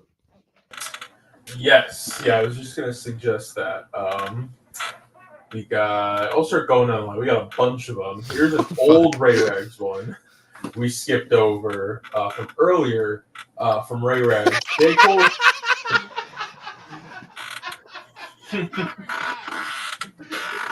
J. Cole just said A, B, C, D, E, F, G, H, I, J, K, M, N, N, O, P. That's only in the classroom asking what's on. I've never been known to take those. What the fuck is that? Bullshit. I had a conversation with somebody about this on Twitter, and ultimately I blame people for thinking that they Lil Wayne, and it starts with Drake, right? This kind of punditry only exists because Lil Wayne was able to execute it at such a high level, made it look so easy that everybody else could do it, could think they do it, and now when they do it, you end up with shit. Like honestly, this is our era. Cole, as much as we hate to admit it, we got a lot of motherfuckers that say shit like this. Big Sean, Wale, like in their primes, they were good for one of these. Okay, like. Hey, all I'm gonna say is this. You know who wouldn't have went out like this? Who? Future. Future ain't going out like this. Oh man, no, my goat wouldn't go out like this. This is crazy. Future will say subliminals for the next 5 years. Brandon still beefing with Russ. Brandon Larador said Cole turned into a Sour Patch Kid. Damn. Man. Damn. I think that's J. Cole gonna have to like change it. Like, is J. Cole gonna have to like come back as a different person? Be like, yeah, I can't change my hair, like my whole style up. Like, no, one thing I said in the chat, he probably needs to change the name of his album. Because you don't want to call it The Fall Off Now. Calling it The Fall Off Now. Hey, if it's The Fall Off, it better be fucking, yeah. It better be better than anything. It's got to be your best album. Because not only is it called The Fall Off, people want it. people want you to fall off now. So that's what I'm saying. I hope he comes back. I hope he finds that dog in him that he could not find for this Kendrick beef in that album, to be honest with you. I'm gonna be real with you, Q. It's gonna sound different to people now. Afterwards, because he can't talk shit.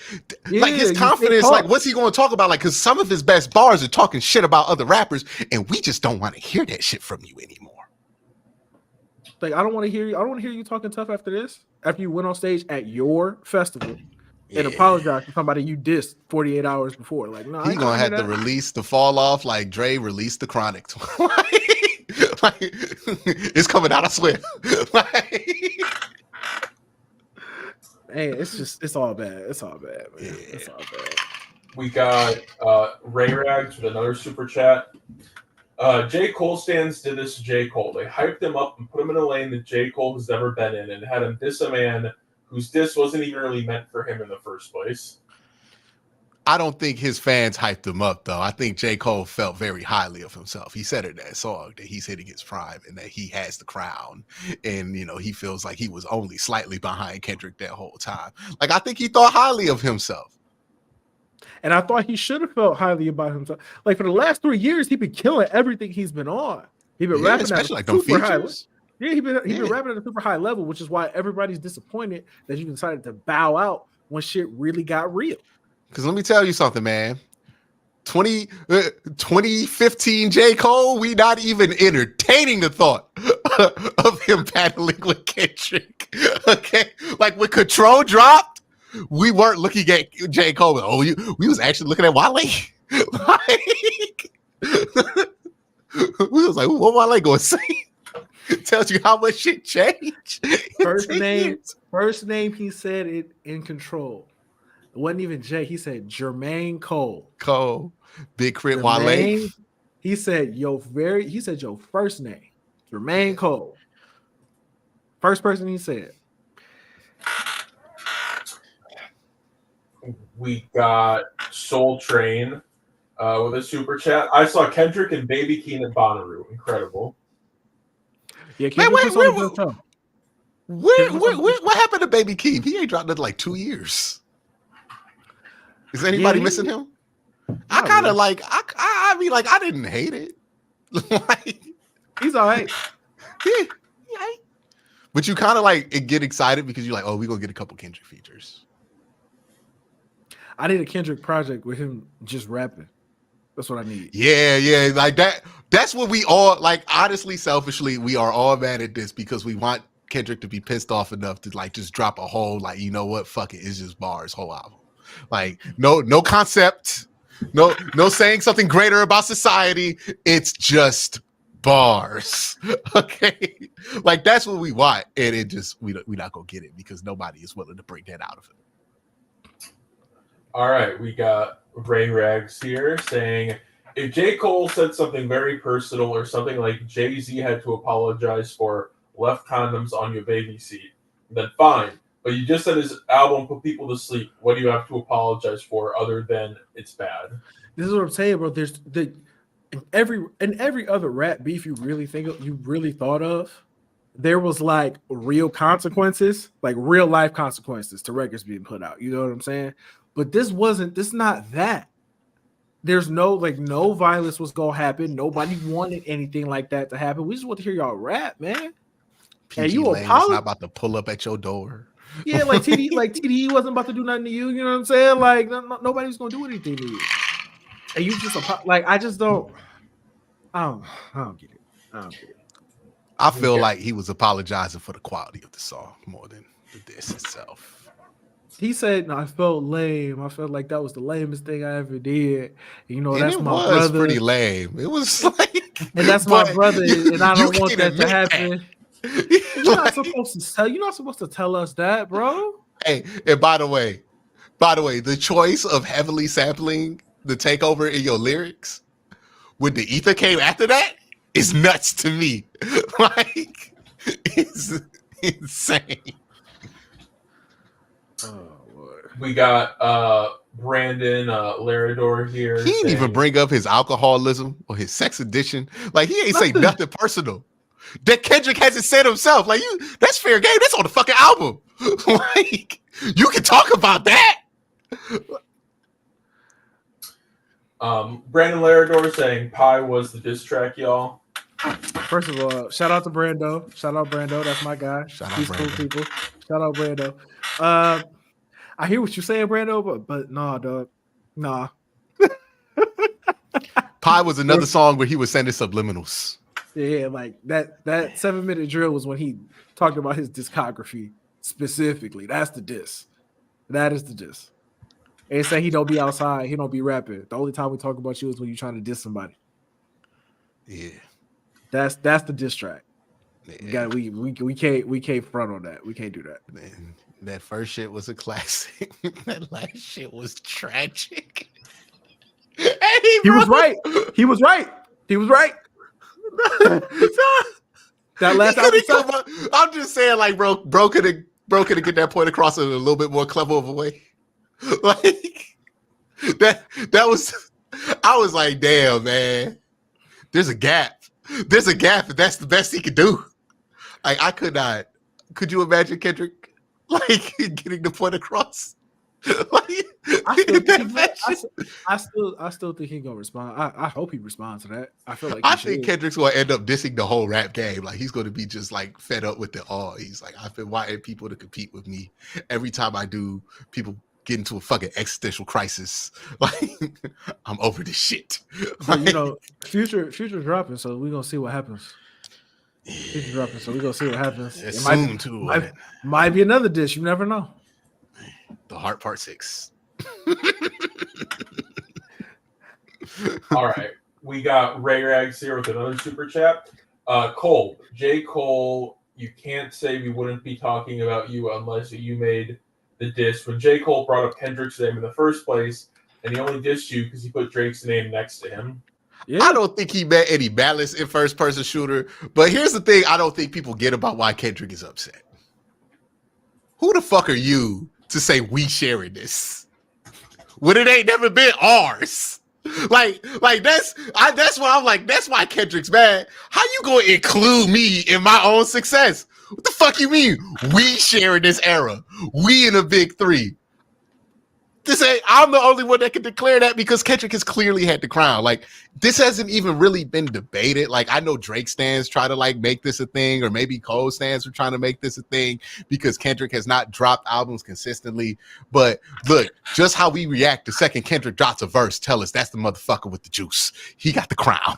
Okay, like we stop everything when he drops a verse. Everything. All he did was drop one verse. Look what happened. Okay, like that man has the crown. That's fair. Yeah. Y'all know how I mean, everybody know how I feel about how we rank rappers. You know what I'm saying? J. Cole was never in my top 3. We ain't gotta get into that. Yeah. We ain't gotta get into I think Kendrick's whole point was there is no top 3. Like, all I'm saying is when Kendrick wanted to get his verse off, who did he call? Metro Boomin. No. Who did he call? when he needed to make a point, you know who he called? Somebody who's actually in the big three. That's when all Kendrick wanted to get toxic, he knew exactly who to call. He actually called somebody he felt was in the big 3. That's all I'm saying. He called him.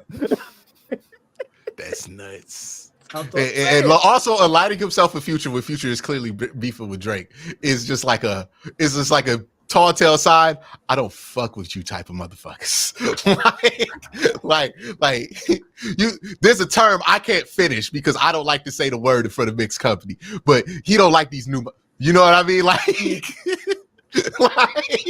He's like, hey, let me go call the GOAT. Let me go call the GOAT real quick so we can put something out real fast.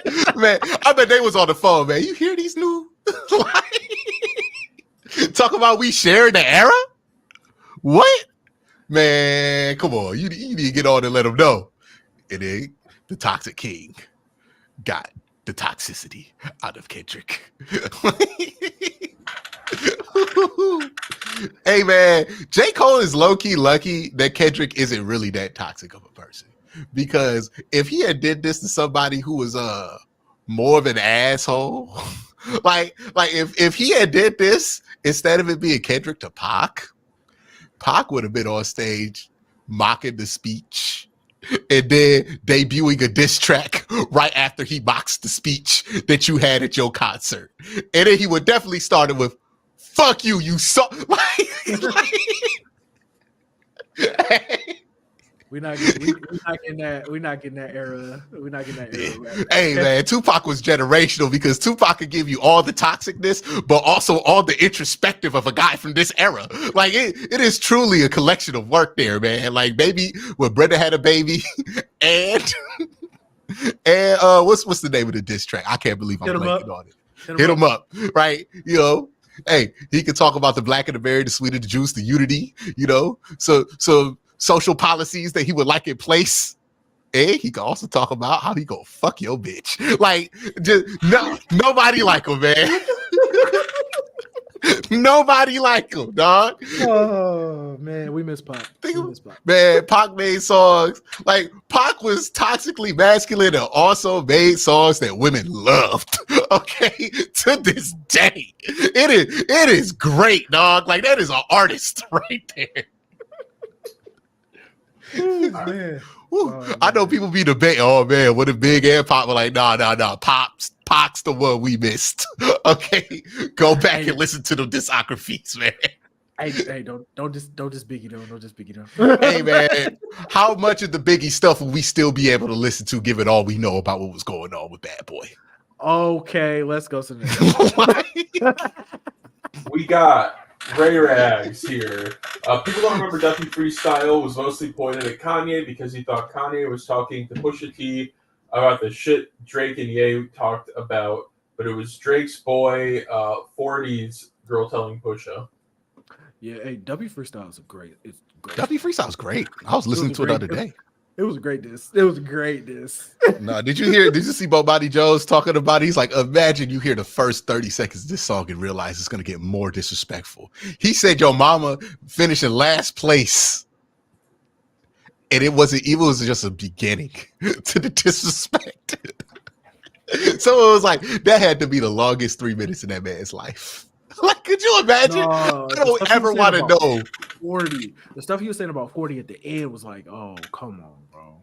Yeah. Like he lectured this man into fatherhood with complete content, like with complete discontent about him. like that whole fucking diss track is, I could never be a motherfucker like you. That is that not what you hear every time? It's just written. It's just, I could never be somebody like you. Called him Border Patrol and everything. I was like, oh man, deadbeat motherfucker playing Border Patrol. And forget she's a porn star. Let her be your world. Yeah. Clean it up for IG, but the stitches on her. Stitches on the. Oh. Gave us her Instagram name so we can confirm if it's true or not. Like, we didn't have to figure out. He was like, no, Sophie knows best. I was like, ooh. I know Drake cried. Like, no, the most disrespectful part was when he low-key therapized this motherfucker, because at the beginning he's like, yeah, man, your dad left you, hell of a dad thing. Your mom's in last place, and look what you doing to this girl. You making another fucking you. Okay. Oh my God. Afraid to grow it because he's like afraid to grow it because your fro wouldn't nap enough. Oh, that was just because I'm like, Drake hair don't even look like that for real. Like, but he said it because he wanted to hit that insecurity. Like, it's like when Nas said that thing about Jay-Z's lips in Ether.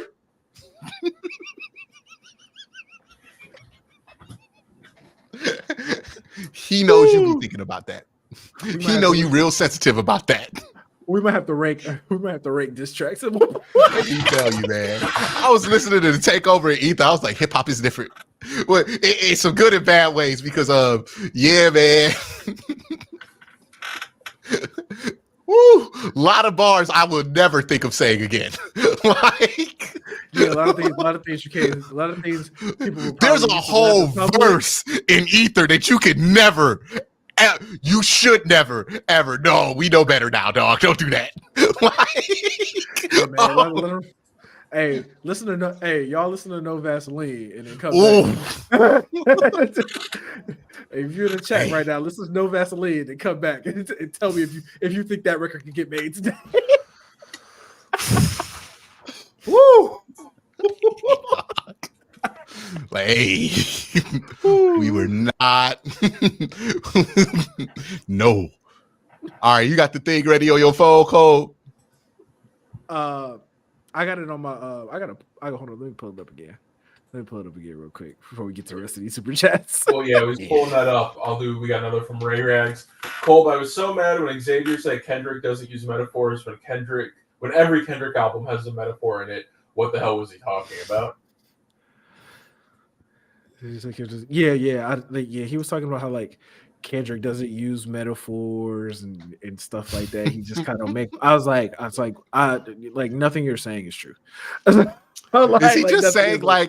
Is he just saying he doesn't think that Kendrick doesn't use like or ass like in his verses enough? Like literally, like use it because I honestly like it. I just kind of tuned it out because I'm like, what you're saying is it's like he's saying like it's not true. So like, he don't give us bars like you fell off like The Simpsons. Like, is that what he wants out of Kendrick?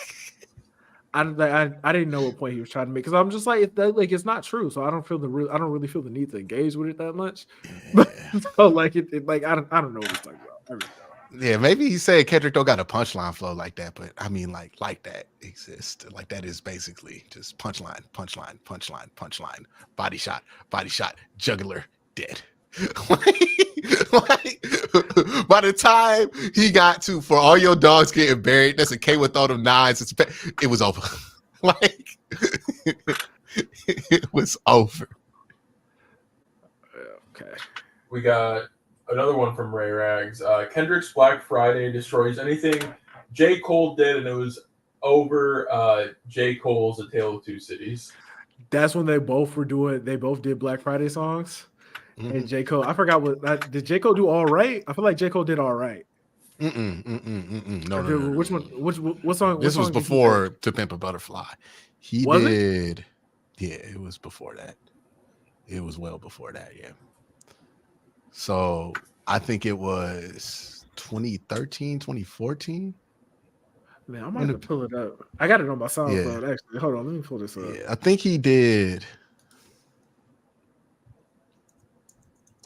That's another thing I didn't realize, like how old I am, because when people were like, "Yeah, First Person Shooter" was the first time J. Cole and Drake collaborated. I'm like, y'all didn't hear Hit It in the Morning?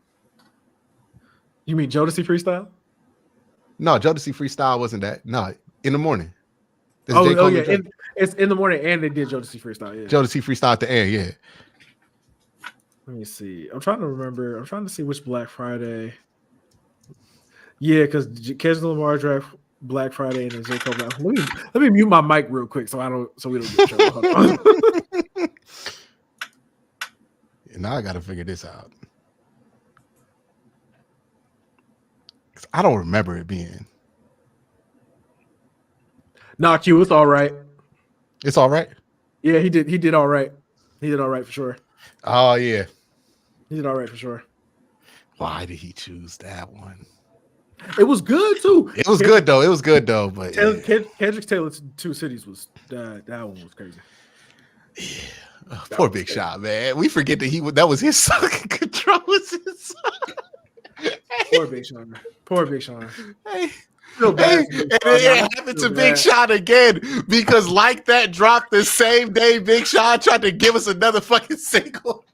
And then people were on Twitter like, when Kendrick drops a verse and then Big Sean drops a single the same day, we got KD, they got KD, but we got Jada Daniels. I'm like, damn, Big Sean, you got the worst timing of any rapper of all time. Worst timing in the world, bro. Worst timing in the world. Ooh. It's crazy that now that Big Sean is like really good, like he's much better like as a rapper than he was when he was very popular. nobody listens to him relative to like who used to listen to him back when he was dropping that bullshit at times. Like, hey, let's be fair. Dark Sky Paradise is a great album. No, Big Sean's good. It's a great album. It's a great album. But that's not where everybody was listening to Big Sean. It was listening to his boing boing era. Chill. Finally Famous has some hits on there. Don't do that. Look, man, I say this with every rapper that I love, that I grew up with, that came out while I was in high school. Wale, Drake, J. Cole, Kendrick is not in this. Future is not in this, right? Future and Kendrick are the two from that era that don't have the occasional, what the fuck did you just say, bar?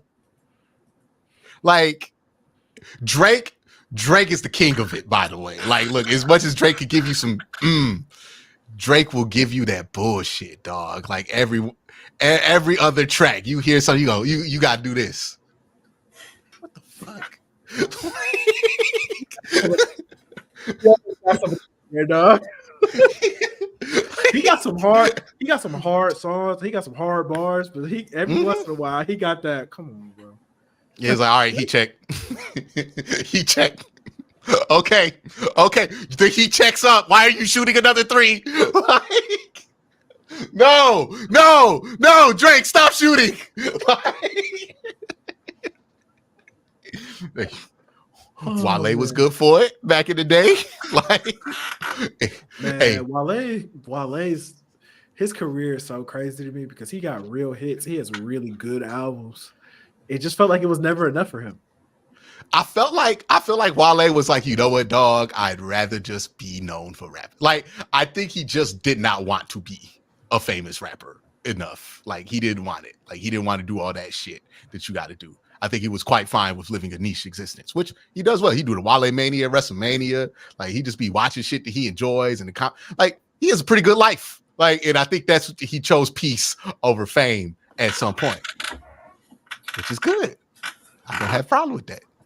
Oh, by the way, Big Sean, biggest, like, whew, like, because Big Sean doesn't have moments like that. He has songs like that when you're like, I cannot believe this man is famous for rapping.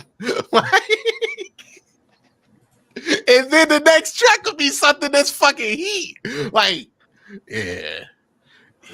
I remember when I got the Big Sean mixtapes on my MP3 player, the skip button. Look, nope.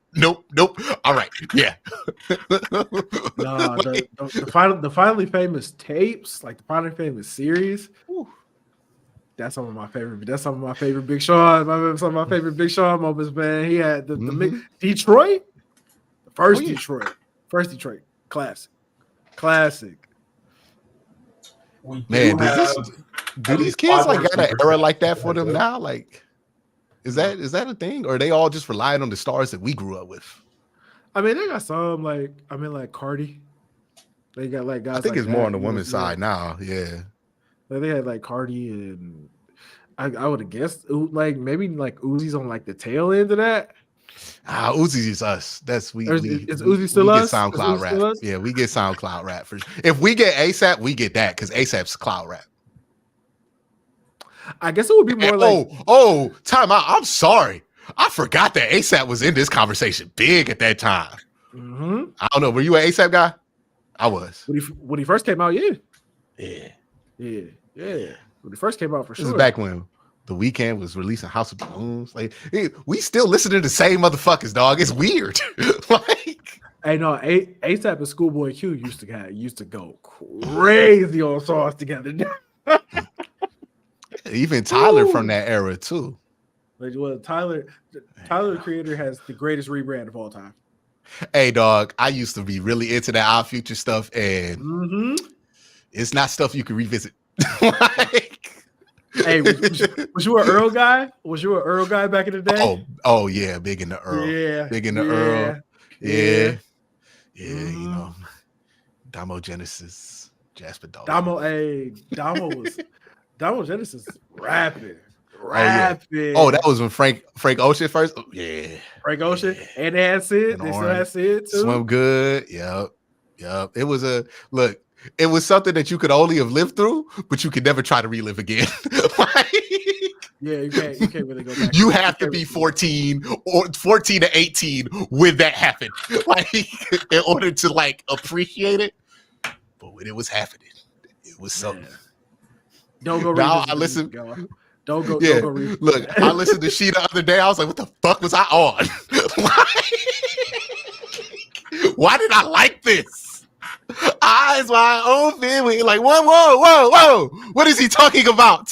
Like, Yeah, man, it was bad. It was bad. yeah, nah, can't go back. Can't go back. It was bad. It was bad. Can't do that. Damn. I don't know if I'm being an old head here, so let me know. We got to have a younger person come on the show. Who's born in 2000 that we know? Is Curtis young enough? I think Curtis is young enough. Yeah, we got to have Curtis come on the show and tell us what his generation popping on, because I really think we got the last real generation of hip hop. Like, I don't know. I like real V's. of hip hop stars. I like V's. Well, hip hop stars, yeah, but like there's guys out like a lot of the Detroit rappers I like. Like I like V's. I like Peasy. I like those. Yeah, like, guys. I'm not saying like nobody makes good music anymore. I'm not trying to be that old head about it. But when you talk about like the superstar rappers, the superstars, the like, I think the only one that's really been recent is Travis Scott. Travis Scott, who we could claim, but he don't feel like he part of that same era. That's a different era though. Like, I feel like we claim him too. You feel like, does he feel like a millennial to you? Yeah, he feels like one of ours. You think so? Like He's never felt like that to me. He's one of ours, if I had to guess. Maybe it's because when I got up to him, it was just too late. But yeah, like Migos, Migos is us. It will always. Yeah, Migos is us. Man, Migos is us. Man, I love the Migos so goddamn much. What a time! What a time! I used to like my freshman year of college. I listened to nothing but the Migos for like a whole fucking year. It was. Hey, Doomsday Prophet said, "It's a lot of rap you find yourself not revisiting once you have a dog." Fair point, my good man. It's a lot of that you don't want to go back to. Hey, and to imagine, I'm not saying Travis Scott is a millennial. I'm not asking if he's a millennial or not. Obviously, he is a millennial. I'm saying, like, does his music feel like it appeals to the millennial generation versus like a Gen Z? Because Gen Zs are old now, man. Like Caleb Williams and all that shit. Like they getting older, but I don't know who they kings are. You know, like I really don't. Like, who do you think? Do you know who they kings are? I'm telling you, I think it's Cardi. Like I think Playboy Cardi is like there. Oh, they fucking love Cardi. They love Cardi. They love Cardi. Is that really? They got nobody else? I mean, they got like some newer dudes, but no dudes who are like. They like Nav. I'm not Nav. Oh fuck. They like Yeet. I said Nav. Nav is. I think Nav is technically ours too.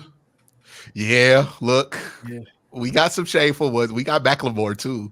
Like, hold on. I'm not ashamed of Nav. We will not disrespect the brown boy on here. I am ashamed of that. No, fuck that, Cole. I'm ashamed. Hey, no. He does not represent me. Okay. We also have Russ. Remember that? Yeah, we got Russ. Like, Macklemore is a specifically white rapper that can only exist in the Obama era. R.I.P. Mac Miller. R.I.P. Mac Miller, man. Hey, man, Mac Miller kicked it so well. Like, my favorite white rapper, Mac Miller. My favorite. Hey, somebody was posting a picture, like a video of NF or somebody rapping fast. He's like, I'm thankful that Mac Miller was never one of them. Like, also, Mac Miller and Paul Wall, my favorite white rappers. Look, we'll forever have the pass. Not that pass, but the pass to just kick it. Right? Like, you know. Meanwhile, Logic out here rapping fast, trying to get his. It's not gonna happen. Like, and it's a shame because, you know, he kind of has a claim. Like, man, Logic, I don't know what happened. It started off so well, man. It started off well. I feel like I feel like it's about who you hang out with once you blow up. You know, who are you surrounding yourself around? Who do you want to be? And you know, Paul Wall was kicking it with Swisher House. You know, Mac Miller was smoking weed. Like Logic, It was Schoolboy Q and all of them. Logic was out here, you know, trying to be lyrical, spiritual miracle. And he lost us. Like he got that acclaim from that audience about, you know, remember when people were hyping up Lil Dicky for being real hip hop? Like, and this goes back to the Caitlin Clark thing. Every once in a while, this happens where people see something they like in a genre and they go, that's the real version of it. And for that person that represents that, you end up getting met with a lot of animosity. And I think that happened with Logic. And then Logic, you know, he kind of pigeonholed himself once he released the Suicide song, and then he released bars about how he was bragging about the Suicide song. It was just, yeah, man.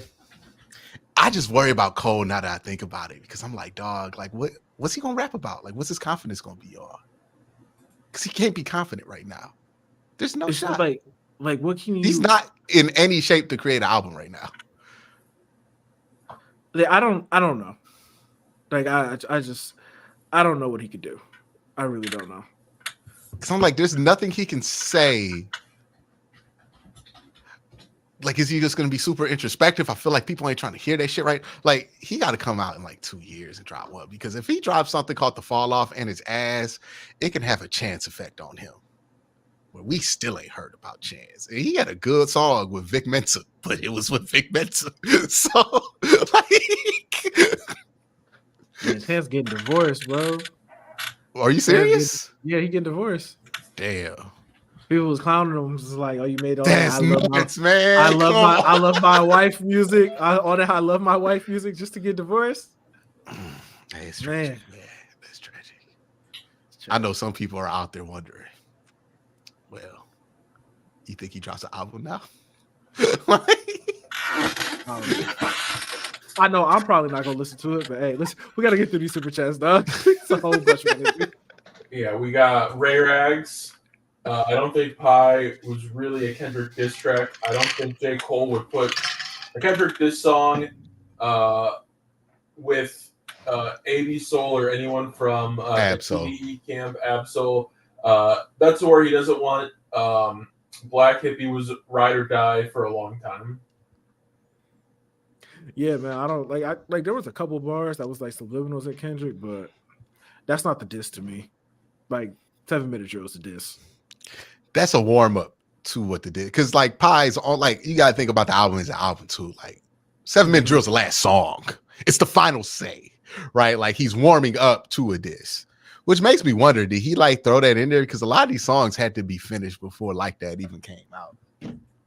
So I wonder if like Absol did his verse and then he put a new verse in there. Yeah, which that would be kind of fucked up. Like, yeah. To be honest with you.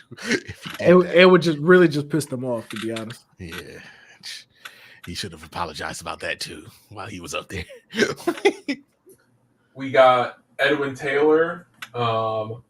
This would never happen to Lupe the GOAT. Wow. Hey, listen, you talk about best rappers, Lupe's up there. Lupe is up there. He up there.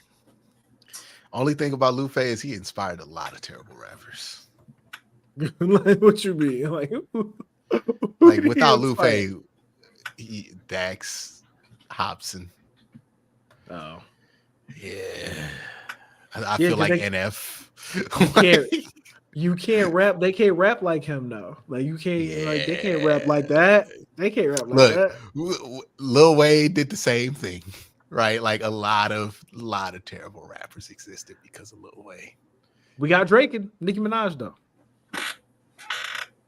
Yeah. We got Drake and Nicki Minaj though, so he always got that. He always got that to fall back on. Without Lil Wayne, we don't get hot sauce in my bag swag.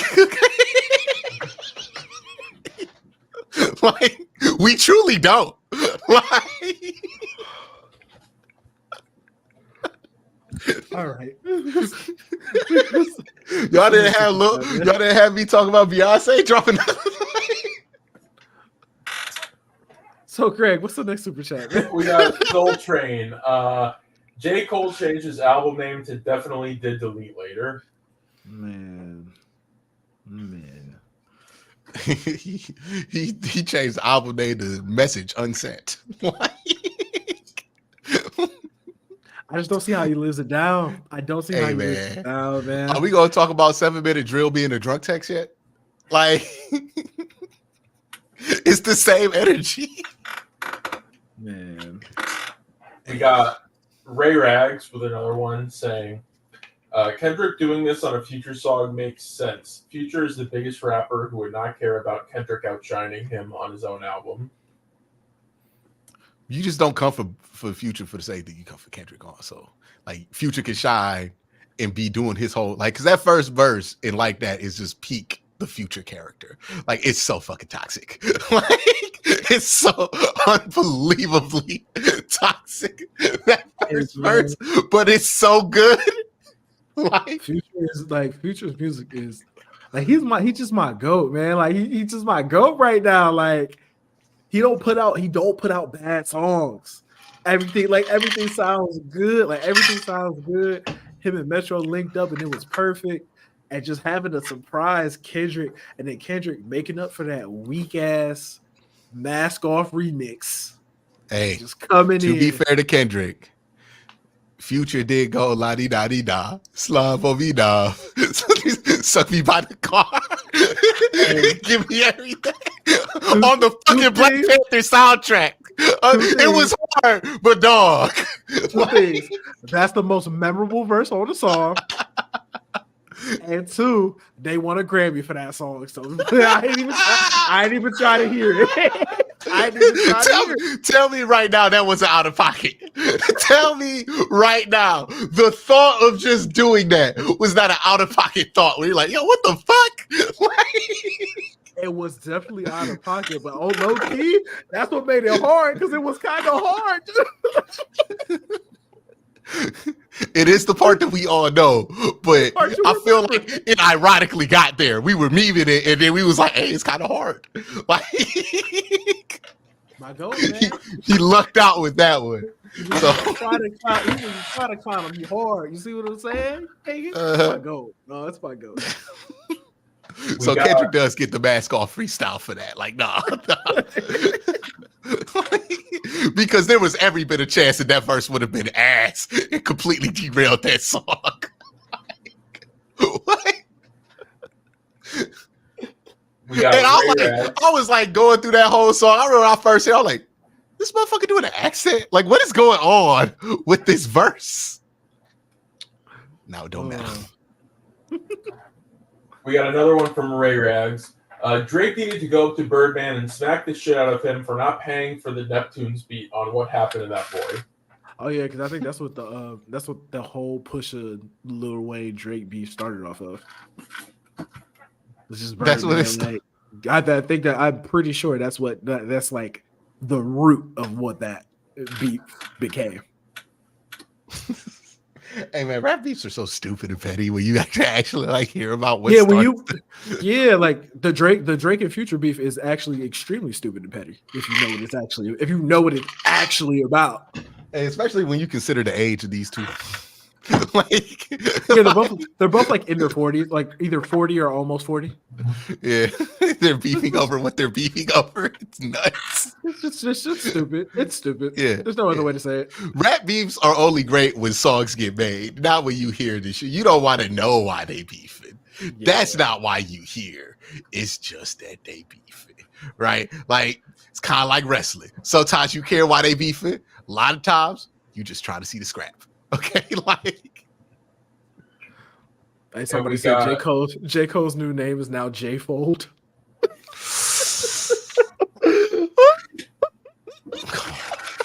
We ain't got to do that now. Ooh, and it's just the beginning. Let me tell you, it's just the beginning. J folding clothes. Nuts, man. Oh, he brought it. Kendrick has so much too. Like that, if he could end it if he wanted to.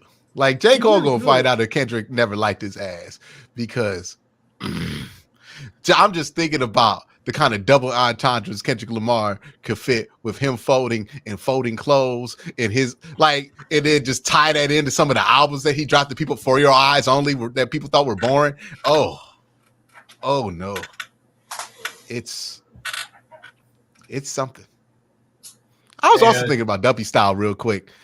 Drake was really like fitting in all these verses and like bars and like songs that he like had that he helped Kanye on. He was really like in his bag for that one. It's just unfortunate. He shot a missile. Push shot a fucking nuke. We got, as of right now, this is the last super chat. Cold, you guys need to talk about this Evan Mobley BS. I just sent you both. Yeah, he sent it to us on Twitter. It's Tim Bontemps like basically saying that Evan Mobley's like overrated and he's basically Derek Favors, which is stupid. What? It's just stupid. Yeah. Like it's just there's nothing to talk about. He's just stupid. This is a bad take. Yes. Did you ever get that? You trying to dodge it? I am trying to dodge it. I really am. I really am. I saw AI and I was like, oh Lord. Yeah. Okay. Let me. I'm pulling it up. I'm about to listen to it. Mm-hmm. Don't go into super chats, Greg. You said what? I said, Greg, don't go to the super chats. He said, don't go to the super chats. Oh man. Okay, I'm playing it. I'm playing it on here. I'm playing it on my laptop. Hold on.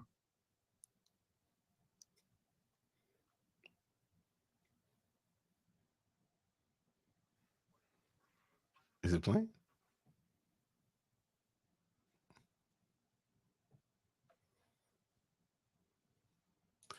Wait till you get to the second verse.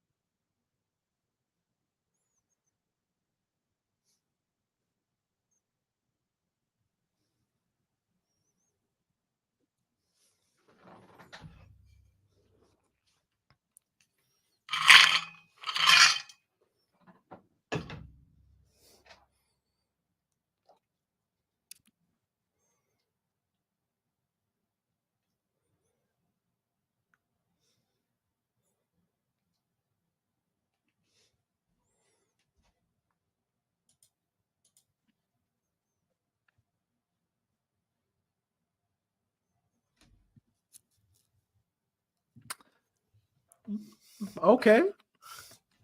That second verse, like that. That's like that. That last minute was like, okay, Yeah. okay. The hard five, you did a deep fake. It's your fake.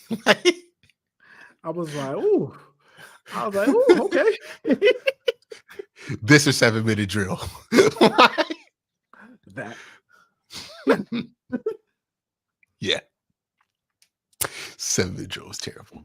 And it's not gonna get better as time goes on, too. That's the thing. Like I can see the YouTube video names in like 5 years. The diss track J. Cole wants you to forget existed. The song that killed J. Cole. It's bad. Derek Favors for Evan Mobley, though. Evan Mobley got beat the shit out of whoever. Tim Bontemps. That's stupid. Yeah. But Bro, why If we we? talk- Hey, how come whenever somebody says something bad about Evan Mobley, we gotta act like we care about what they say about basketball any other time? I'm supposed to care about what Tim Bontemps had to say about basketball now because he said something bad about Evan Mobley. Like, let's be for real, dog. Y'all didn't care about anything Tim Bontemps had to say about basketball ever, and now he said something bad about Evan Mobley. Now I gotta act like we care about what he has to say about basketball.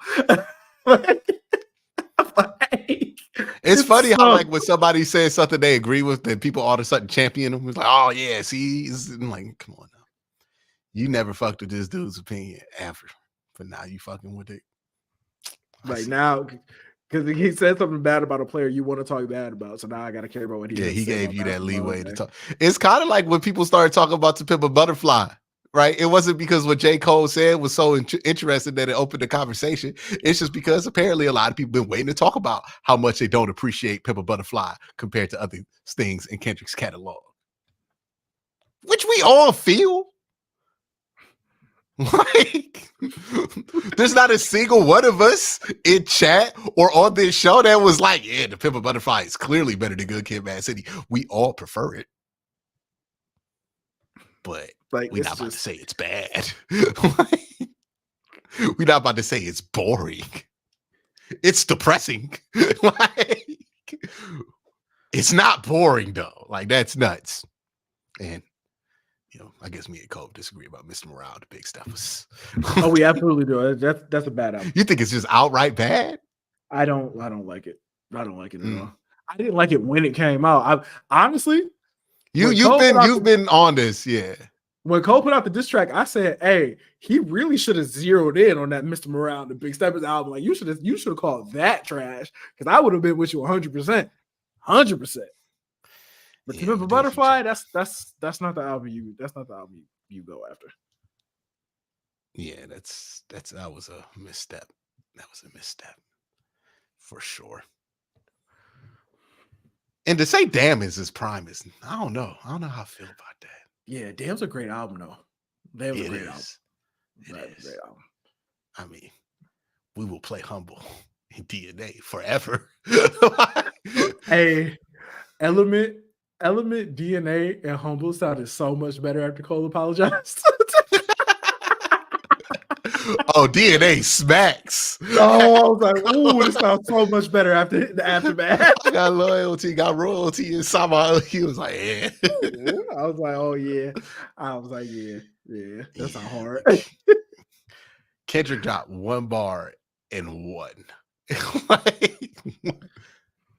I think T-Pab is better than Good Kid, Mad City, but I'd rather listen to Good. Like, I think that's a fair statement. Like, if you think that To Pimp a Butterfly is a better piece of art than Good Kid, Mad City, I think that's a fair take.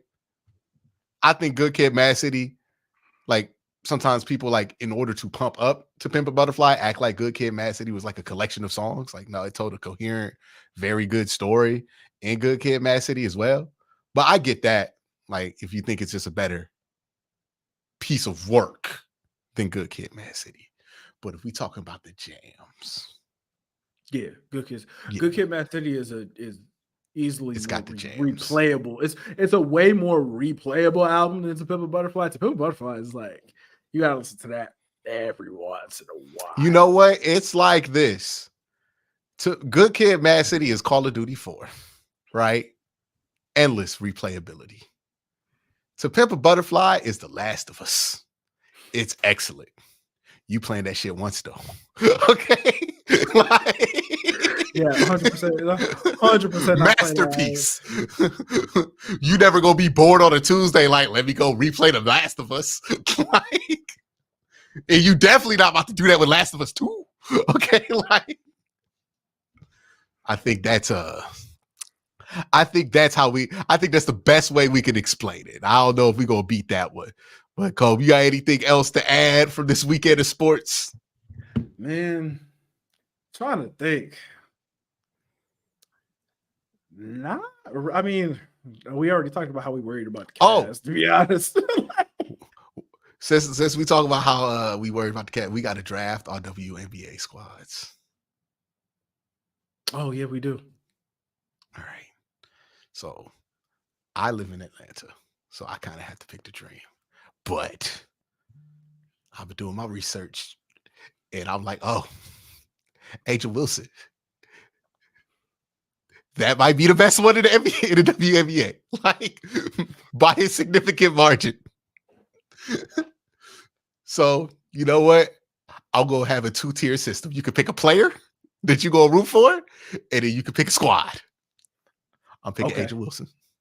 Okay. And then I'm going to root for the Atlanta Dream. They got Ryan Howard. She's good. I hear great things about her. I haven't really watched that much, but Angel Wilson, I was spending the weekend researching the W, and I was thoroughly impressed with her game.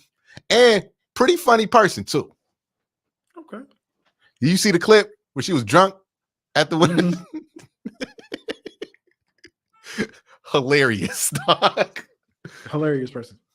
Well, obviously Cleveland doesn't have a team, so can't pick them. I'm a Laker fan, so gotta go with the Sparks.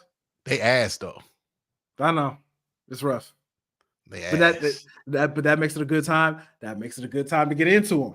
You see what I'm saying? It makes it see. Don't listen to that lie that sports fans tell you. You know, you don't got to do this. Like I've been a Browns fan my whole life. I've never been like, I'm glad I started at the ground floor. Like no, you could have. If you were a Browns fan, you could have came in 2020. You ain't missed nothing. Okay, you ain't missed nothing but a bunch of pain. All right, we are suckers for sitting through all of that. But I get it. Yeah, like I'm a Laker fan, so I'm gonna stick with the Sparks. Players though, I'm not gonna pick I was gonna pick Asia, but since you picked her, I'm not gonna pick her. Like, we can't share the same player. That's crazy. That's crazy. I pick Stewie. You pick Stewie? Yeah, I'll pick Stewie. You Seattle. You might as well just rock with Seattle. Nah, I ain't gonna do that. We gonna stay consistent with the basketball teams. Or you know what I mean? You could pick Kelsey Plum. I could be with Asia. Like we could just rock with the Aces. Rock with the Aces. Hey, Kelsey Plum. She a hooper. She a hooper though. She a hooper. Hey, she got 3-point records too. You know, you another one that will be defending out of Caitlin Clark. I'm gonna rock with Stewie though. I'm gonna rock with Stewie. Hey dog, those screens gonna be so hard. Ooh, rough screens. Hey, you know who else gonna have it rough? Not Angel Wilson. Angel Reese. Like she like to talk shit. Yeah, look, they going welcome her to the league too. And it's kind of interesting thing because like when I look at her, I'm like, that's a WNBA version of Tristan Thompson. Like where it's like a hustle big that could go, but doesn't really got a jumper, not really tall enough to be a center. So they have to play the 4. Like can be a really good, useful player and a role player. But like I think people are expecting her to be like a star. I don't think she's gonna be a star player in a professional league. She don't got no jumper or nothing like that. But it's gonna be interesting to see. It's gonna be interesting to see like how much revisionist history happens because like once people actually start watching, they're gonna realize like these women can hoop, like they've always could hoop, and they're like, oh, it's good now. And I think you said it earlier. That's the biggest issue they have with the biggest issue they have with everything. Like there have been great women basketball players in the WNBA for years now. You just wasn't paying when I say you, I mean just like. The people casual basketball fan hasn't been paying attention, and they're going to start paying attention because of the incoming WNBA draft class, which includes Caitlin Clark. They're going to start watching more WNBA basketball, and you go see these players probably for the first time. Hey, by the way, WNBA, bravo, Caitlin Clark on the Indiana Fever. Y'all know what y'all doing. Y'all knew what y'all was doing. What team do we have that feels like Iowa? Chill out.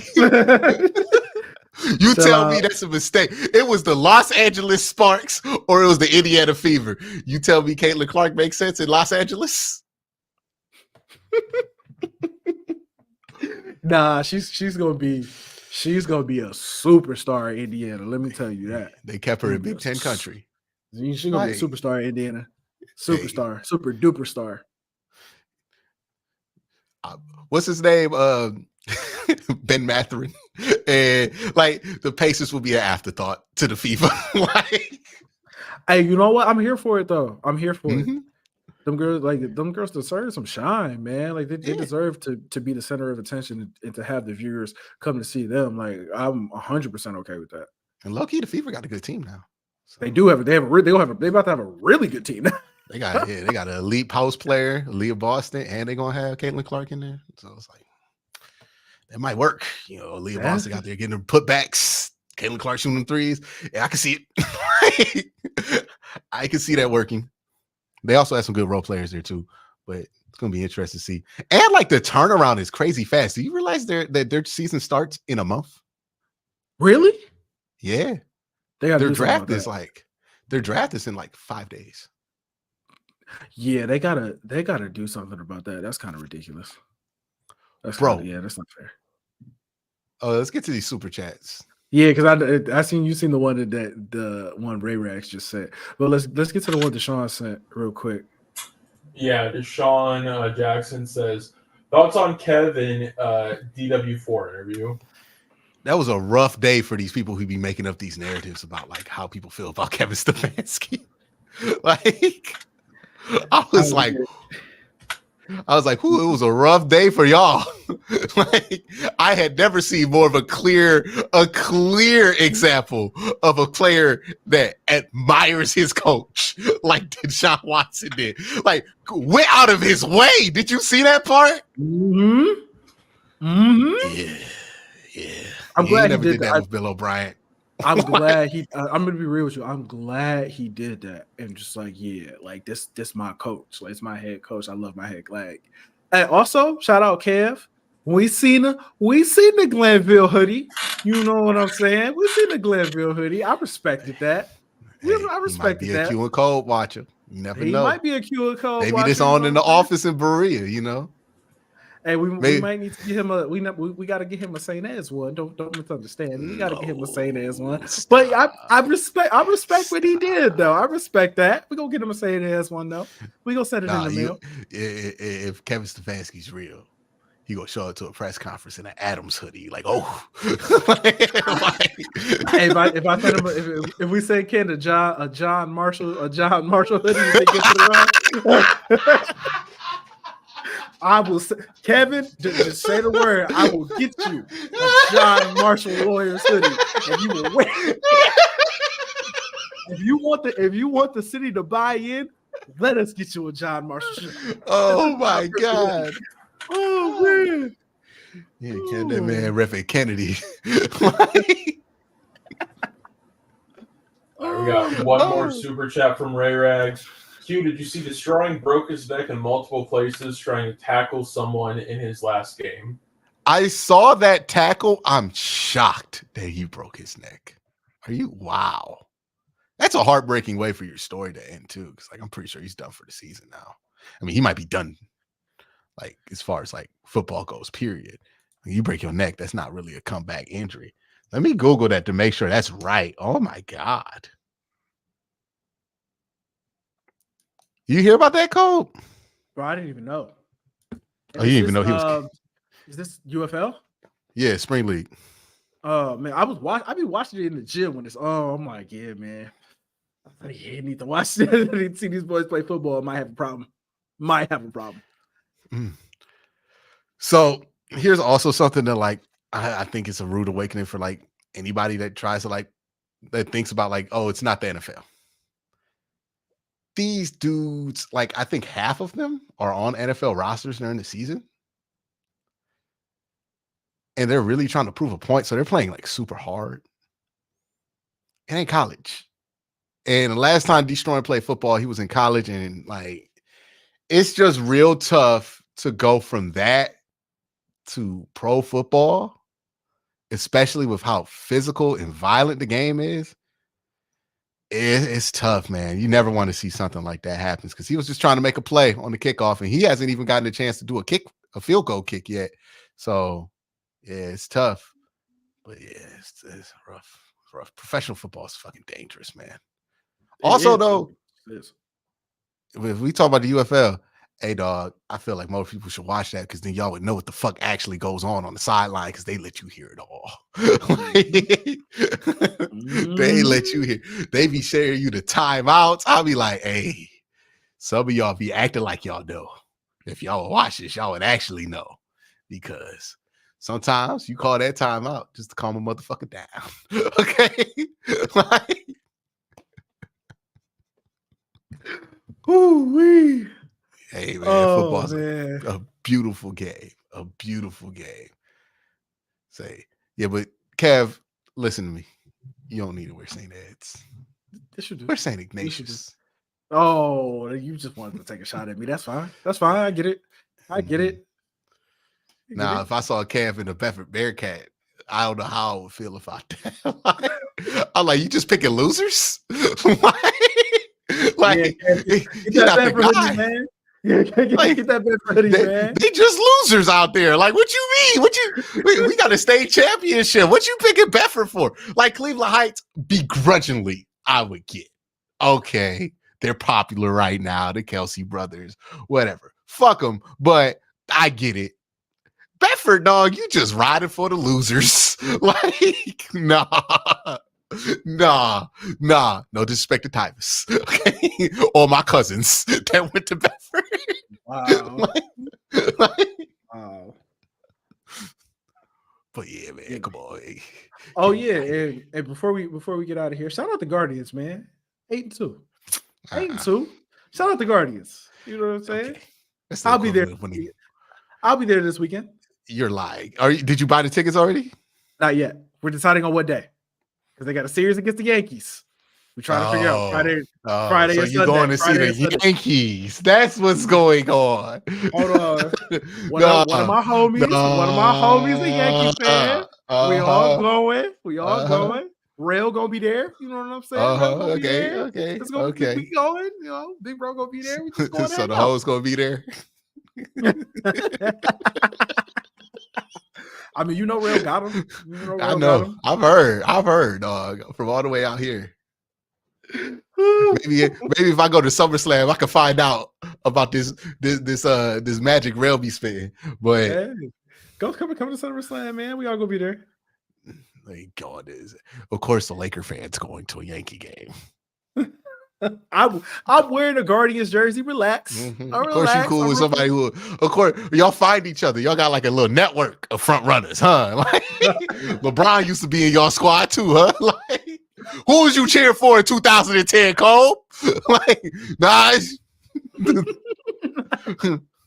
Why you bringing up old stuff? We gonna find your tweets for 2010. You telling the city of Cleveland to understand why he made these decisions? Like. I definitely was not doing that. I was definitely like, hey, Kobe wouldn't have left. Oh, yeah, you were in the middle of your Kobe ride. Ooh, I was like, fresh off 2010? Fresh off a back-to-back. Kobe wouldn't have left. Yeah, you wasn't interested in putting down the city of Cleveland. You were interested in pumping up Kobe Bryant. Look at y'all go, leaving y'all. This your king? Mike didn't leave. Kobe didn't leave. But LeBron left. But I'm supposed to act like, okay. Oh, I was talking greasy. I was talking greasy when the Mavericks won in 2011 too. Oh, everybody got their shit off. Hey, Skip Bayless still got that money in his bank account. And Skip after Bron lost 2011, that was the peak. Dog, remember when he had Wale on and Wale had the new LeBrons in him? And he was like, I'm surprised you were able to run to the studio because I thought you could only walk in them boys. I was like, God damn. Hey, he was getting his shit off, bro. Look, Wale was just like, so we doing jokes? Like, so we doing jokes now? Like, wow. You know when you get roasted, you got nothing? Wow. Wow. We joking. Oh, okay. I got you. He ain't never had him. Okay. Man. We got one more super chat. We got one more super chat for Ray Rags. Cole, what would you have done if Kobe got traded to the Bulls? I would have been a Bulls fan. I'm about to say, this ain't got nothing to do with the city of Los Angeles. I'd have been a Bulls fan. It is what it is. He would have been like, just like Jordan.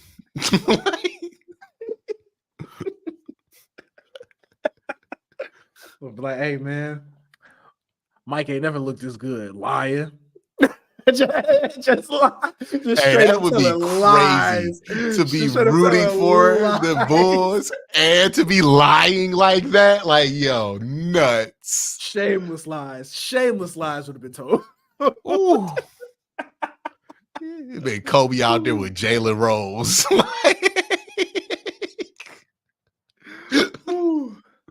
Oh, man. Ooh. Ain't nobody held that 81 L better than Jalen Rose. He really drew that into a whole career. Well, I mean, on top of being in the Fab Five. But yeah, Jalen Rose. Very that famous, commercial, bro. that commercial he had with Kobe retired. That was a pilot to a TV show. Man, that was one of the, that's probably one of the best 81? commercials. Don't worry, he gets it. By the way, I was watching that Freaknik documentary and I had to explain to my girl what Jalen Rose was doing at Freaknik in the 90s. Ooh, how did that she was like, why is Jalen Rose on the documentary? I was like, baby, I still hear about Jalen Rose at Freaknik. Dog, it's a new story that come out every day. That man was a menace. Okay. Like, certified. Remember, dog, Jalen Rose is hilarious because like he is actually like really from Detroit. And it always comes out in the worst possible times. Remember the Fab Five documentary? He couldn't hold his tongue about Jawan. Like, you Cosby show. I was like, damn, it's over, Jalen.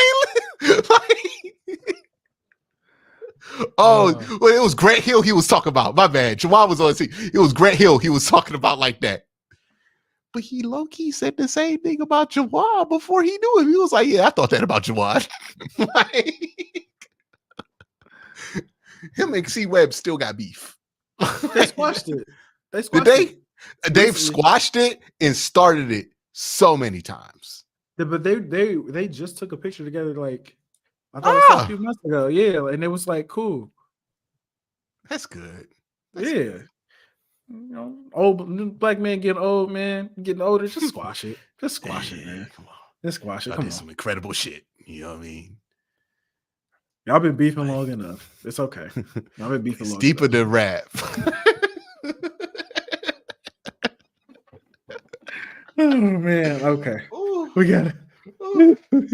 gotta go out. J. Cole has 36 hours to respond. I never want to hear about J. Cole again. What conversations are you okay with hearing about J. Cole? Like, you don't ever want to hear about him, period? Like, bro, like drop your last album so we can just do whatever we go do with your last album and then live your life. You rich, you gonna be fine the rest of your life. You won. How many albums does a rapper need to drop, by the way, to call it a career? Gotta have at least like 4. So, like, if Kendrick never released another album again, we good? I mean, I'd say no because you can't go out on Mr. Morale, the big stuff. That can't be. You can't go out on that. I like Mr. Morale, the Big Steppers more than you, but like, he can't go out. I would like for him to just go out with bars, like just go out with bars and some bangers, and just be like, all right, this is my thing, and then peace out. Like, he got to give us. And Mr. Morale didn't really have a song out of it that was like we came out of damn listening to songs that we would listen to forever. That's the one thing about Mr. Morale. There's nothing like that on Mr. Morale. Nope. Like, I think the closest thing is N95, and it's not like that. I think the closest thing might be Silent Hill for real. Silent Hill, yeah, Silent Hill. I was listening to that the other day. I was like, man, Kodak got off on this. I forgot about Kodak Black. Kodak, I was like, Kodak got off on this. I ain't gonna lie. Yeah. But like, we don't really pull out any. Like, we listen to the other songs that Kendrick has dropped later more than that. You know? So he got to put out something else. He got to put out something. He got to give us one more song at the very least. Like, that has to be like his man. I don't know if it's got to be a whole album, but it's definitely got to be one song. And it might be at J. Cole and Drake's expense. We kind of hope it is. like, because that's the other thing I was thinking about with J. Cole's diss. I'm like, how many albums does Kendrick really need to release though? I think he got to give us one or two more. I don't think he needs two more. At least one. At least one more. But I'm gonna be honest with you. If he just can't do it no more like that, like if he just can't give us bangers like that, if he only is interested in giving us concepts, then we good. Yeah. Like, good. Then we good. Like, drop Unless maybe a single. Unless we get that energy that we got on like that, you can keep it. Yeah. Or you could just do the Andre thing and just feature, for like the next few years. And then, like, nobody cares about what Andre 3000's. Well, I mean, he didn't even have a single album, but like, it's tough because his last album is the last Outbox, the Outkast album. Like the Love Below is the closest to his solo album. Mm-hmm. And the Love Below is amazing. It really is. It is. Well, I mean, he does have that flute music. I still gotta get that listen. It's good if you're trying to go to sleep. It's definitely good if you're trying to go to sleep. And I don't mean that in a negative way or like trying to take a shot. Like, it's actually really good. If you're struggling, if you're really he just compared it to T-Pab. Wow. All I'm saying is, if you really try to, if you have trouble going to sleep, it's a good album to listen to. He said that first shit was classic. The second one was boring, but y'all gassed it. Okay, Comb. J. Comb. All right. Well, looks like a good place to close it out. It is. We've run out of stuff to talk about. Is there any super chats we missed? There is not. Oh yeah, yup, right here. My cousin went to Normandy with the Miz. Well, that's cool. Hey, is Miz real Cleveland? I feel like he's real Cleveland. Yeah, he's real Cleveland. The Paul brothers aren't. Like, where do you fall on that? They from real Cleveland, because Lakewood's real Cleveland, or Westlake, where the fuck? Westlake's Cleveland. But they aren't. Like the same way Halle Berry went to like Bedford, but she not Cleveland. Oh no, we claim Halle Berry. We claim Halle Berry for sure. We claim Halle Berry because she's Halle Berry. Halle Berry don't claim us. When last time you see Halle Berry do anything Cleveland related? Overton Wakefield Jones is more associated with Cleveland than her. Like he Cleveland, she not Cleveland. Like he had all the Browns gear on and living single. All the Browns. Some of that Browns gear is hard too. He had the Cleveland Spiders on. Okay, yeah. I mean, that's the most 90s you can get right there. Browns jerseys. Wow, we wasn't even in the league no more. And he also made sure he fit that in there. I ain't watching the league until my Browns come back. like, real Cleveland, Overton, Wakefield, Jones. That's Cleveland. Halle Berry ain't never rep Cleveland like that. Hey, we got another super chat real quick. Autistic kids would be like, what is one better than 23? Facts. Facts. Don't let him get second. Shamelessly lie. Shoot, don't let him get 6. I'm gonna tell you who the GOAT is.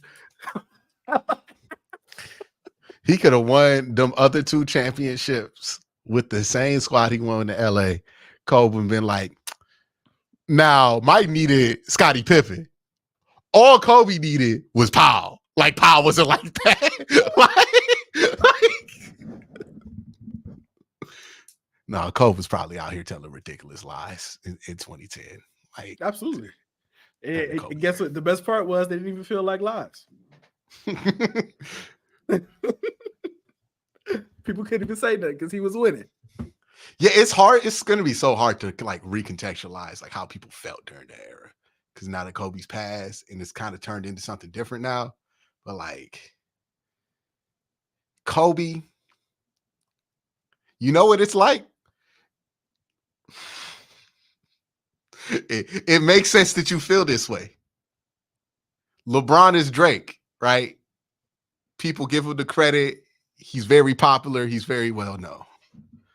Kobe's future, where it's like, hey, he might not sell more, right? But guess what? I love him, right? like, And when you say and you know what? it's a lot of eyes. Yeah.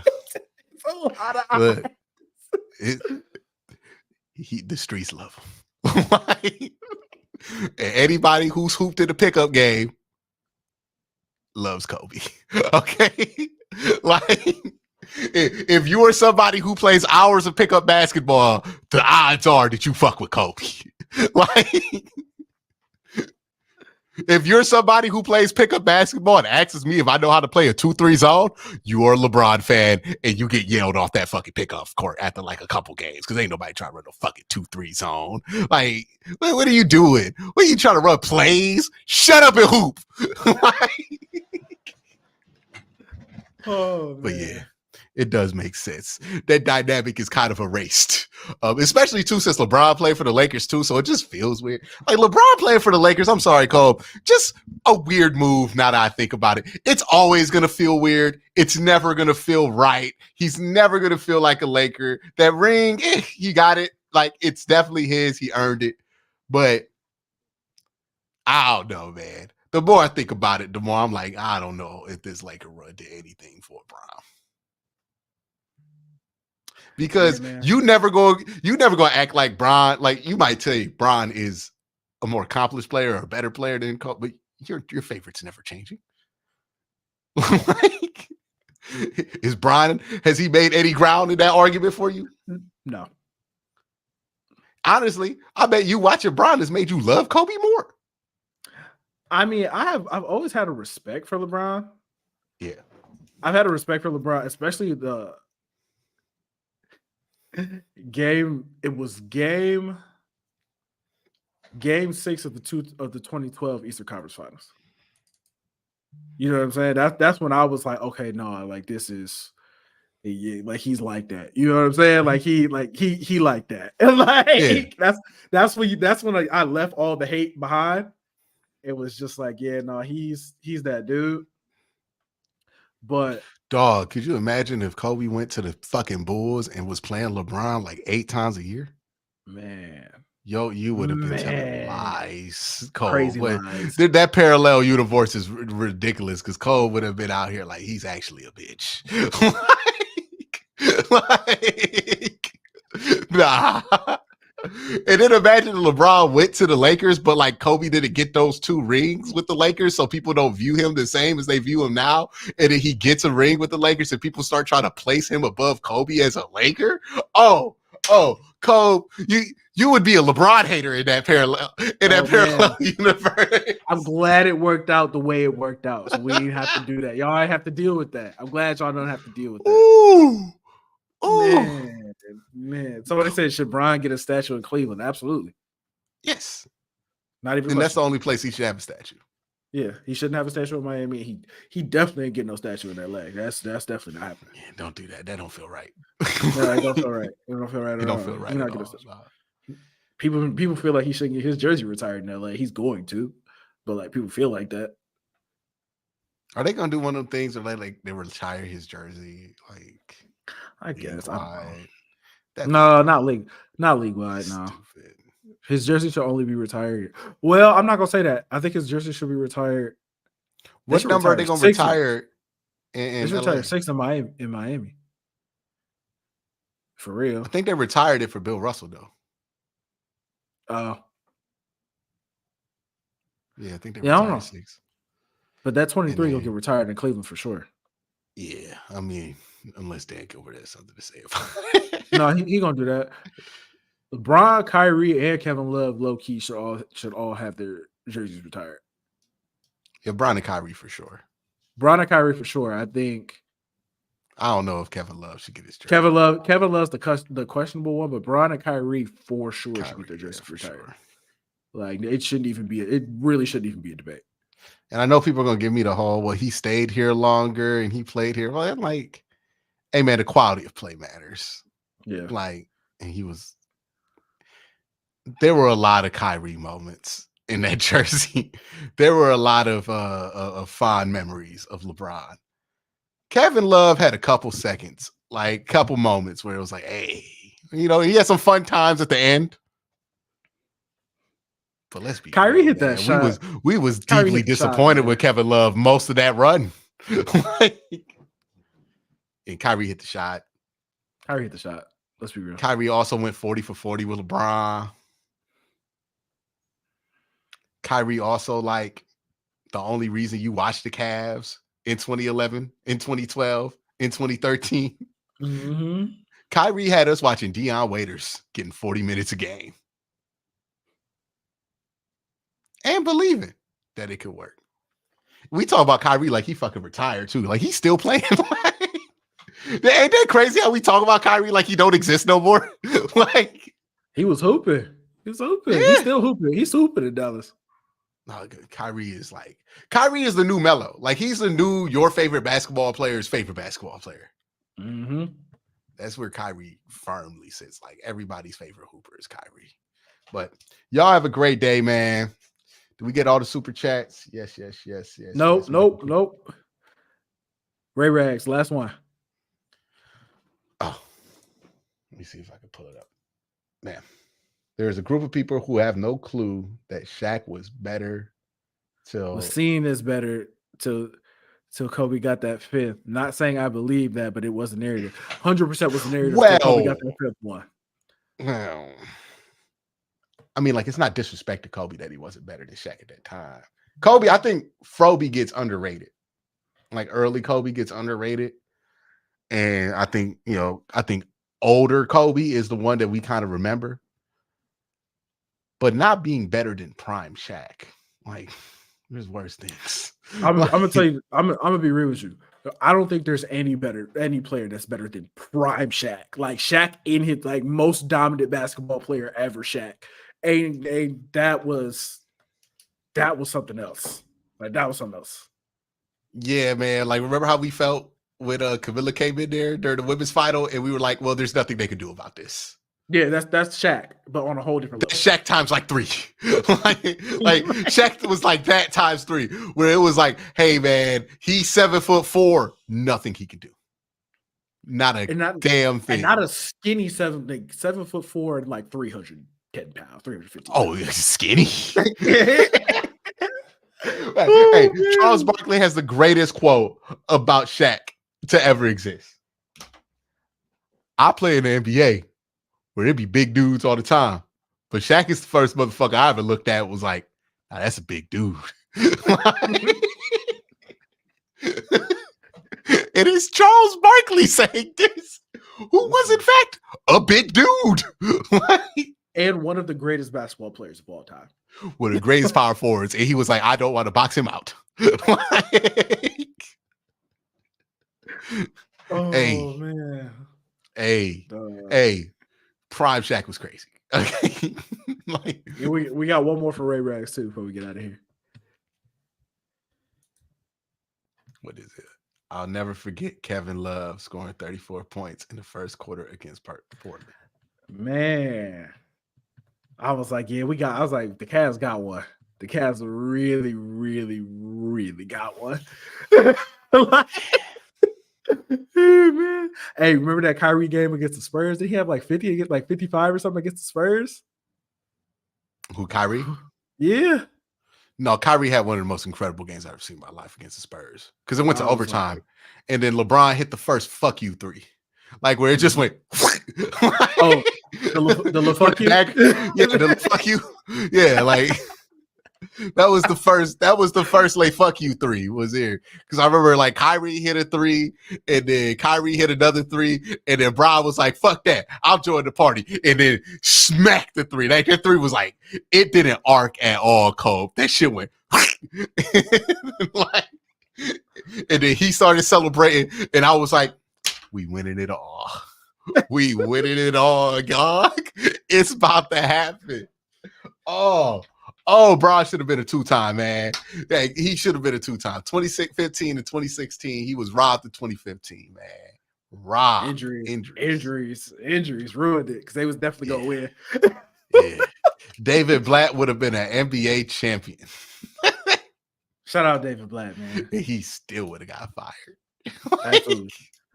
Shout out Tyler. Hey, by the way, JB Bickerstaff, just to bring this all around, David Blatt got fired over 500 after getting to the NBA Finals. Hey, that Eastern Conference Final run ain't gonna save you, big dog. You out of here. Okay.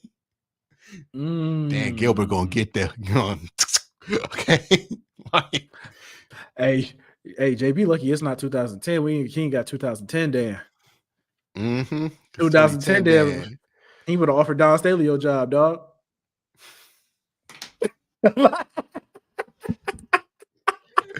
Or Becky Hammond. We would have heard all the rumors. Hey, Coach Cal might have been a cat.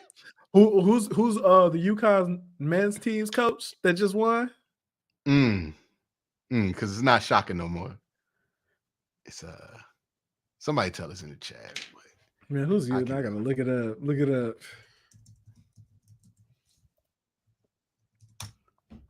Oh, Dan Hurley. Oh yeah, Dan Hurley would have got your job, dog. Oh, and he a former player. Yeah, dog. Like, remember he tried to hire Tom Izzo? He hired John Beeline. Dog. That is an era we forget existed because it lasted like 10 games during the pandemic. Hey, wasn't Tristan on the team when that happened? I think so, yeah. Kevin Love was having a meltdown every day. Yeah, Kevin had a rough time, man. Kevin had a rough time for like 2-3 years. Couldn't stand John Beeline. Could not stand him. He would have brought in Kevin Ollie. Remember when Kevin Ollie was out there? Hey, man, what happened to Dan? He used to carry. Like, oh yeah, he about to start carrying again real soon. Who you about to hire? We'll find out. Because we Don Staley would not be a bad hire. We're gonna find out eventually. Nor with Becky Hammond. She has like 8 years NBA experience, like legitimately qualified. Like, we'll see who ended up taking that cash job. Hey man, fuck it. What it cost to bring Ty Lue back? For real. For real. We should have never let him go in the first place. I don't know why we did, man. Like, it was just what it was. He just had a bad luck run. But Ty, come on, man. Like, I don't know. Because, like, he could get fired, right? Like, if the Clippers clip her out again, they'll blame him. And then there's a high possibility it's happening, Cole. That team employs James Harden and Russell Westbrook. Yeah, they not all shit in the playoffs. I think he knows that. Oh yeah, I forgot who I was talking to. I don't need to justify this to you. Yeah, he not on shit in the playoffs. They not on shit in the playoffs. He know that. Unless Kawhi go crazy. Did you hear LeBron talk about how he came back on the Clippers on his podcast? And he was like, I vetoed it. I was like, uh-oh, Dervin. I've seen this play before. This is the exact same thing that happened to David Blatt. Hey, Darvin, sell that house. Okay? Sell that house, dog. I don't know. Interest rates high. I hope you're ready. Because Bron about to get you the fuck up out of there, dog. Is that about to happen? Not yet. Not yet. Nah, I don't know. Not yet. Shout out D-Ham, though. How much leverage does Bron have in this offseason? Not much, I don't think. All right, then not as much as you would think. Yeah, like Yeah, he Next don't year's the run year it. he has some leverage. I don't even think so because he also is like 40, even though he's still very good. Yeah, he might not just have that pull anymore, but like, who else is gonna have it on the Lakers right now? Like, is it AD? That's gonna be an It interesting should be, situation. It's gonna be an but interesting like, situation to watch. I'm not gonna lie to you because I don't really if know. Bron go to Jeannie and tell Jeannie, Darvin need to go, I don't think she's gonna be like, well, Bron, we got to make this work out. Like, I think it's gonna be okay. We gonna see. We're gonna do what needs to be done. Because look, when Bron started getting on there talking about how he audibled out of shit, how he just completely ignored everything that Derrick was saying for a half of basketball on a podcast, and JJ Redick's just there like, yeah, bro. Like, that ain't good. That ain't good at all. Kevin Ollie has such a crazy fall off, but that's a whole nother conversation for a different day. Anything else? Do we got any other super chats? Are we good? Oh, we got Beeline one was more. 14. One more for Ray Rags. Shout out Ray Rags. Ray Rags said Kyrie was 57 points, 7 for 7 from 3. Jeez. And he said Beeline was 14 of 40 for the Cavs. Yeah, definitely had to go. Definitely had to go. And he lost Tristan Thompson's locker room. Hey, we got to talk about this, man. Every time we bring back Tristan, somebody get fired. Like, there's a deeper conversation we need to have. Hey, dog, like, is it Tristan? Like, I don't think it's Tristan. I think they bring in Tristan to make the call. Oh, you think Tristan's the hitman? Like, he's that he the CIA? He be in that locker room like, hey, don't it be weird how he be having these rotations? Like, he the direct line to Dan, man. He the direct line to Dan. I'm telling you. Oh yeah, Dan was like, we need to. These boys like him too much. Tristan, you know what time it is. I feel like he's making us soft. And then Tristan got Marcus Morris tagging what with them. Oh, it's bad. It's bad. You don't know what he doing. It was like, yeah.